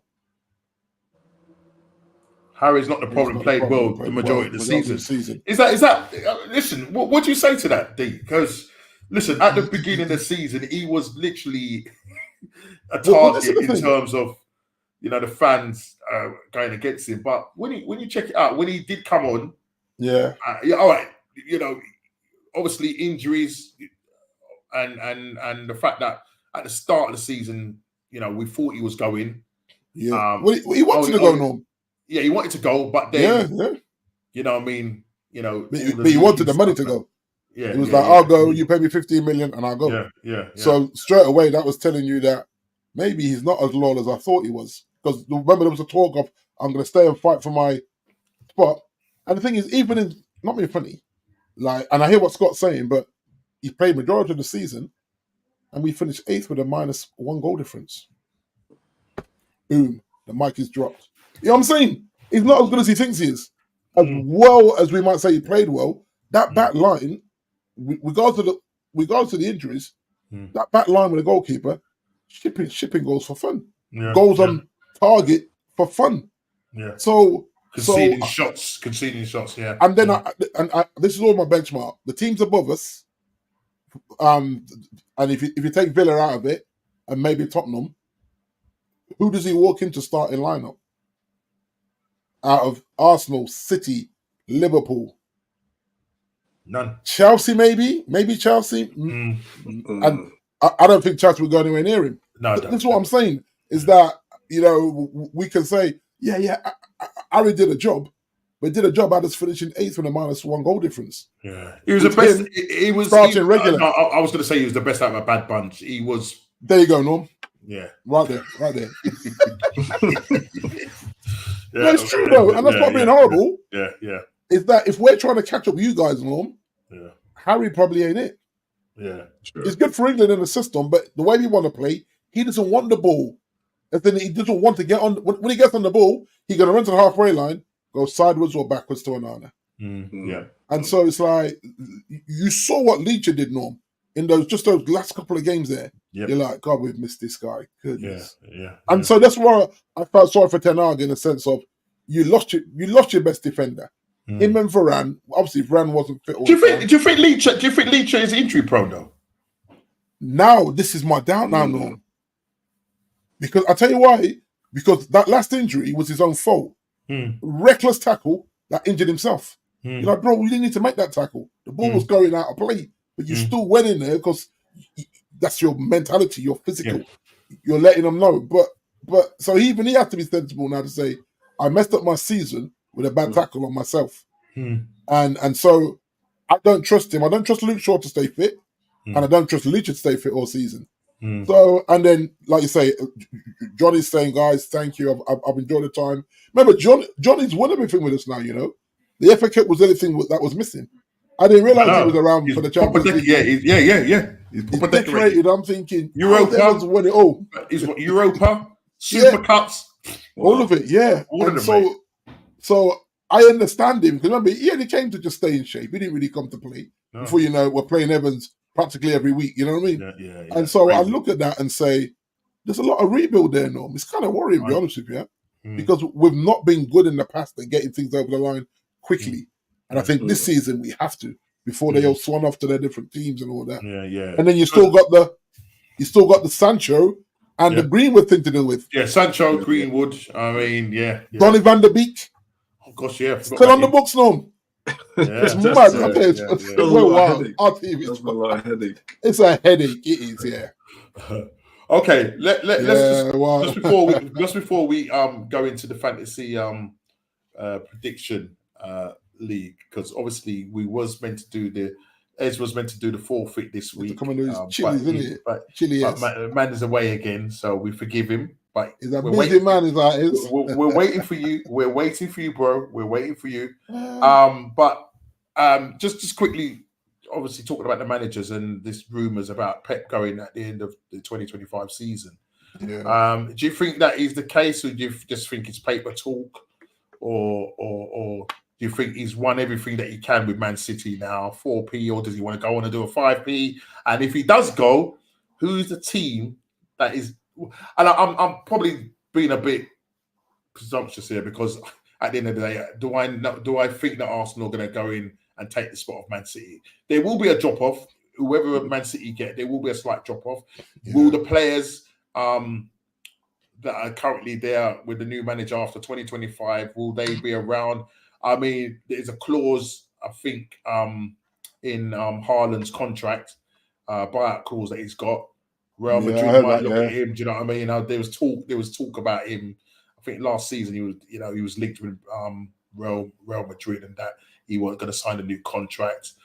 Bernard Silva is probably likely to end up going. I think there's a couple of players that look like they're going to go. There's even talking about Edison probably going off to the Saudi League as well. So if they lose some of these players like Edison, I mean, Ortega is a good goalkeeper, and he could probably get into most teams, even though he's a second choice goalkeeper. He could get into most teams. But if Pep goes, team drops off, who's that team? 2025, so 2026 season, or 2025-2026 season, Pep is not there. Would Man United bought some decent players? Will Liverpool have settled in with Slot? Is Angie gonna do something with the Spurs, or it will just be Spurs all over? There's a lot of who knows. Who knows? Because the thing is, giving a 5-year contract to Unai Emery, which I think is a bit crazy. That's a lot, isn't it? That's a lot, because if he goes pear-shaped for him next season, That's a lot of, and they want to sack him because There's it's going to be there. it's going to be a different Villa with Champions League football in the mix. Yeah, sure. Yeah, you know, and even with the Pep thing, if Pep walk away next year, this is Pep's ideal scenario: win the Champions League, win the league, and walk away. He's going before the 115 charges. Of course he is, because he's probably going to take another year, Scott, for that to come into play. The way it's been going, it's a circus. Mate, yeah. Well, but if you look at it, no, we'll see. If with Pep out of the picture, and I think a few players who may not want to play for anyone else will walk away. Walk away for money. Remember, City don't pay the players. They're not on extortionate wages compared to Man United players. You know what I mean? So if they're going to have a certain amount of players they're looking for a lost contract payday, they're not going to get it from City. So that's where the loss could be. And you might actually see a legitimate four-horse race, Norm, believe it or not. That's what that's what I was thinking as well. I think you'll see it being more. Look, I'm not saying that this season, yes, we've been competitive with Man City, only finishing 2 points behind. But then if you look at between Man City, Arsenal, Liverpool, look at the drop off. Look at the points. You've got the three teams after them. It's a bit like the La Liga. You know what I mean? I mean, in Bayern Munich, it's probably like the two teams, and then they've got a big, massive drop off. So here you've got three teams, all in the 80s, and then the next team is Aston Villa on 68. Yeah, I think it was. Yeah, and then do you know what I'm trying to say? Then Spurs on 66, wasn't it? Yeah. 68, 66. Yeah. So with that said, I think it'd be more of a legit four-horse race. Teams taking more points off of each other as well, I feel. But who's in the best position? Who's in your head? It's still you, man, Nas. Because obviously they're looking to give Arteta a bumper new deal. He's currently on 9 million a year at the moment, just to let you know. That's what Taylor's on. Yeah. Right, 9 mil. It's a lot of money. He's on 9 mil, right? And the thing is, I think Ten Hag is. I don't know if Ten Hag is just like fractionally higher than him, right? But they're trying to see whether they can get sort of near to what Pep is getting. Pep is on 20 million a year. 20 mil, Norm. 20 mil. That's insanity in it. But you know what? You say that, but what Pep's done, you're like, let him have his money, man. You know, Klopp was the second highest manager, I think. Yeah. Was he on 15? 15 million. I think he was on 15 mil, 15 mil, Cove. And that's with a tight FSG, you know. FSG are tight. Man was still on 15 mil a season. You got to respect it, you know. You got to respect it, man. That's no joke. But for me, it would be nice. Listen, Arsenal have got to try and lay down the gauntlet this next season because we've come second twice now, and ideally, would it feel this? Listen, I know a win is a win, and if you lift a trophy, you've won it.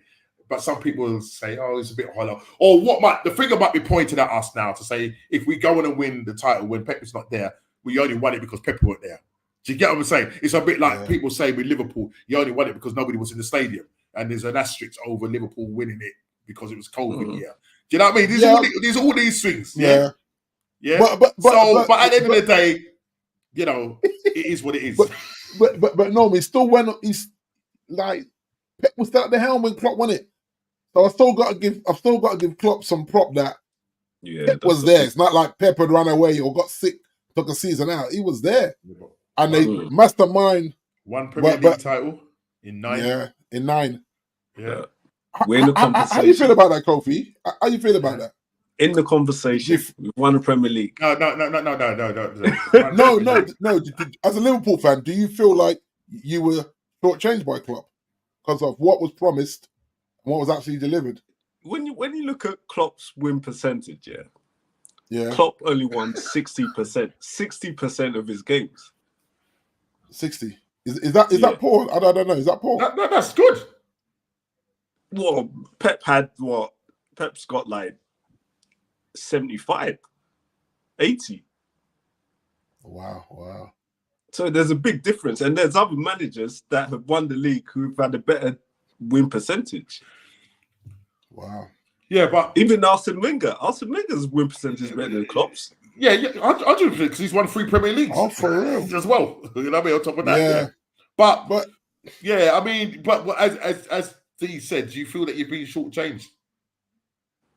No, because if you look back and you see when he came in, Liverpool were in a downward spiral, and he literally made everyone like get back and believe that we can actually challenge or be that bigger club again, because we were falling. Oh yeah, quite hard. Yeah. So all that being said, Kof, does he still not deserve his statue for breaking that 31-year curse? Yeah, he does. I think he does. Yeah, because some fans say he don't deserve it, and I'm saying, you're in the wilderness for 3 decades. Yeah, a man come and bring you back into the promised land. Give the man, even if it's not a full size one, give him one. Maybe just a little statue that you could put on the desk or something. The thing is, there was a point where Liverpool were about to go in administration.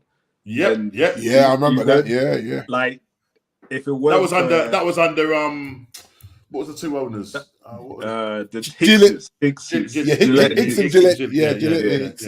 Yeah. That was shocking stuff. That was, yeah. So I mean, that kind of had a massive dent on the confidence of the supporters on the club. So you have to appreciate what he has done, because who knows where we'd have been if he wasn't there. Probably mid-table for a long time. Yeah, true. I mean, listen, he's won in his tenure that he's been there. He's won what 7, 8 cups in total. Yeah, Premier League. He's won the Carabao Cup twice, hasn't he? Yeah, Carabao Cup twice. I would have liked him to have won. He's won one Champions Leagues. One Champions League. One Champions League. Because he's been in 4 finals, and he's only won one. That's right. Yeah. So hard to win. Kof. Yeah. Champions League is hard to win, isn't it? I know, but I mean, if you think Fergie, 25 years, 2 Champions Leagues in 25 years, bro. That's how hard it is to win. But then to be in a competition like year after year. Yeah. Is it 2 or 3? 2. Fergie won 2, and then Matt Busby won the other one, isn't it? Yeah. Sorry. So history. It's 3. Yeah, we got 3 in it. We got 3 Champions. Yeah, that's 3. Yeah. Yeah, but so in 25 years at the helm, 2.5 decades. That's how hard it is to win. It's mad. Very hard to win. Yeah. Arsenal. Yeah, but then if you look at the finals where you guys faced Barcelona, like they were at the helm of like you're dealing with Messi, you're dealing with the Ronaldinhos, you're dealing with Pep. We were. That 2006, man. Jeez. Still remember it, man. If only. And then Almunia decided that he was gonna let in a goal from Samuel Eto'o at the near post. Oh my God! But even the times we got dumped in the semi-finals. Yeah, there are times, it's like, it's almost like it was just overthought. You got so close. Yeah. At least we win the Emirates Cups anyway. That's true. Yeah, man. The Emirates and the Audi Cup. Is it the Audi Cup? The other one. The Audi Cup. That's what Spursy wins. Yeah, the Audi Cup. That's right. The Audi Cup. But I mean, listen. Look, we just have to watch this space. As I say, come October 2024, that's when the trial will take place, or they'll start looking at things, and we'll just see how quickly this decides the future of Pep, whether it is that or he's won everything that he can with Man City, and he may be looking at it and saying, I've done what I can, or he may look at it and go, let me sit down with the owners and say, look, let me go for one more challenge. Now, he's obviously going to stay for this next season. If he does a 5p, man, can you imagine if he does a 5p? That will never be done again, though, if he does that. That will never be done again. So it'll go down in much more 4p. Folklore history. Much more 4p, yeah? Well, if he does a 5p, if he does a 5p and he does 10 more, that's 115, isn't it? Or 15 and 15. Yeah, 15, that number rings, doesn't it? 15. Yeah. No, but no, look, we'll see what happens there. But yeah, you're right, D. I think with him going, the league will become more, I think, more of a level playing field, more competitive. Yeah. Obviously, if Arteta is at the helm, yeah, people may look at it and say, yeah, we are the favourites, but we got to. But see, throwing into all of that, yeah, we got to make sure that whilst we're on this journey or this progression or this process, that we're winning trophies along this. Yeah, I don't want us, to be sort of chucking away Carabao Cups and FA Cups only to focus on the Champions League and the Premier League. Yeah. Get a squad that's strong enough to compete in all competitions. That's for me. That's what I want to see. Yeah. Do you know what I mean? There's nothing wrong with mixing it, no. Yeah, that's what I like about Canard. Like, okay, 5 senior players with six from the academy. Yeah. And that way you've got governance on the pitch. Yeah, and you don't want to see a drop off. I mean, because obviously with Man City, when they change their players, they got world class players coming off the bench. You don't really see that drop off. Do you know what I'm trying to say? So we just got to make sure that happens and we get it right when it does come in the transfer window. But look, Dee, if you could just quickly, before we end the show, let me do it. Share this, and this is the last time we'll be shouting out what's going on game week 38, and the winner, by the looks of it, is a guy called Emmanuel Botwy, Bossman United. Nice. I tell you what, this brother 514. Wow, this brother hasn't missed all season though. I think I said to you guys, every time I scored big, this brother scored big. It was you sure he's not an AI man?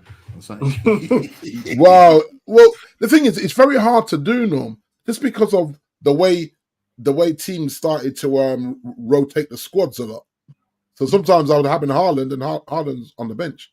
I'm like, rah. Yeah, and then I got the armband on him. Yeah. But this brother was constantly getting like around the 70s upwards in pretty much most game weeks. Yeah. So even when I thought I was reining him in, I was like, I've caught him up a little bit, but I ain't reined him in. Because look, he's got nearly 100 points on me now. Yeah, I know. Finishing second. It's like, goodness. So hands off to him. I think that might be one of Chile's guys, I think it's one of Chile's guys. Yeah, man. So big up Emmanuel, wherever you are. So you are our maiden. It's our maiden league. So you are our maiden champion. Our first ever league attached to the podcast. So big you up for that. We probably should have got you a mini trophy that I could have posted to Chile or something. I may still do that. No, I may still do that. I'll have a look. Yeah. And we'll confirm with Chile if it is. Yeah, if that's Chile's guy, I think it is. If we are able to do that, that'd be great. You know what I mean? And then the also rounds. I think that's my highest score in fantasy. Okay, 400. Yeah. Right. So and I won Del Grady's league. Oh right, okay. Yeah, I won Del Grady's league. Yeah, and then Del Grady was doing quite well. Wasn't he? Del sat at our league for a little while between Del and another guy called Fred. So basically, it's like the senior guys it's like us senior guys with the nephews in that league. Okay. The nephews have been chatting smack all season, and the senior guys finished first, second, and third. Me, Del, and Fred finished first, second, and third in that league. And so the youngsters are coming for us next season. We're like, yeah, bring it, man, bring it. Because you man think you know football, but you don't. I'm just opening the app there, Norm. I want to open the app just quickly. Where are we? You got Andy. Yes, finishing in 9th on 2,115. Where did Malcolm X, my dear Mrs. Where did she finish? She's gone by the name Malcolm X. Did she see in 15th as usual? Yeah, I think she stayed there. She stayed in 15th. Yeah, she had. What was her points? A total 1,866. Right. She said she ain't gonna make that mistake this next season. Yeah, she will be on it next season. She says. Yeah, Kofi, you brought it. Yeah, Kofi brought the 2,000 mark. 2,045. Excuse me. I had a bit of a drop off, didn't I? Yeah, you did it. Yeah. Scott from the Future, 2,081. Obviously, as intense. Andy in 9th, Yeah, 21-15 for Andy. So, Yeah. it was competitive for us lot chasing. I just think Emmanuel ran. Yeah. But us guys chasing him is quite competitive. I think that between second and about seventh, I think we changed spots quite a few times. Throughout the season. So, I think next season I just can't start as slow. Keep up with man's like Mr. Bosman, you know what I mean? I had a slow start. I actually won 4 cups as well, Norm. I won 4 cup finals, which was like, brilliant. Good. So I kind of felt like I gave a decent account for myself. And well, for anybody, as I said, for anybody that's interested and wants to take part in what's going on Fantasy League, we will, when the season does commence and start, Big D will post before it, links. I know, Scott obviously is part of it. I think Craig says he wants to be a part Craig of was it, asking as well. Definitely. So what I'll do once they give us the green light to just register the team again, then I'll put that on the WhatsApp group. I'll also put it in the chat because obviously we'll do a few of the transfer stuff normally leading up to start the season. Scott, big up yourself, man. I think listen, some good competitors there, mate. Now that the season, as I said, we would have done the Chile challenge with Ez. With Ez, the forfeit, but he's unable to make it today. He did put it in the chat, so I'm not saying he's chickening out. He has got somewhere to be, so that's why he couldn't be here with us tonight. But I'm sure when that day comes, he will be eating chili live on our live stream. So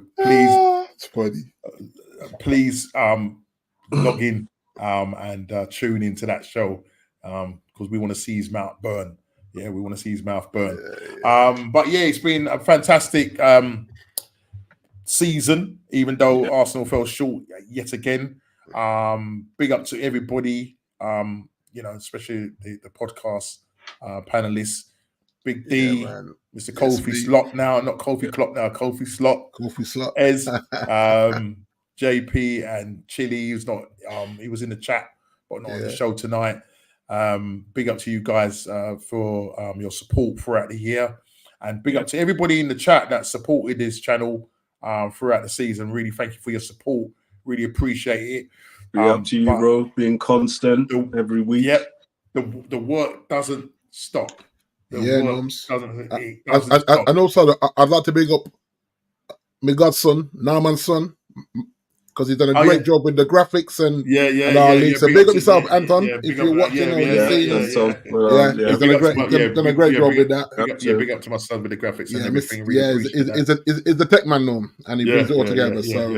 Even though when I do send him the messages and that, he does sometimes ignore it and shows a rather disgruntled face. You know what I mean? Big up to you, Junior. Big up to everybody that's joined us throughout the year. As I said, we keep going throughout the summer. Transfer window opens on June the 14th.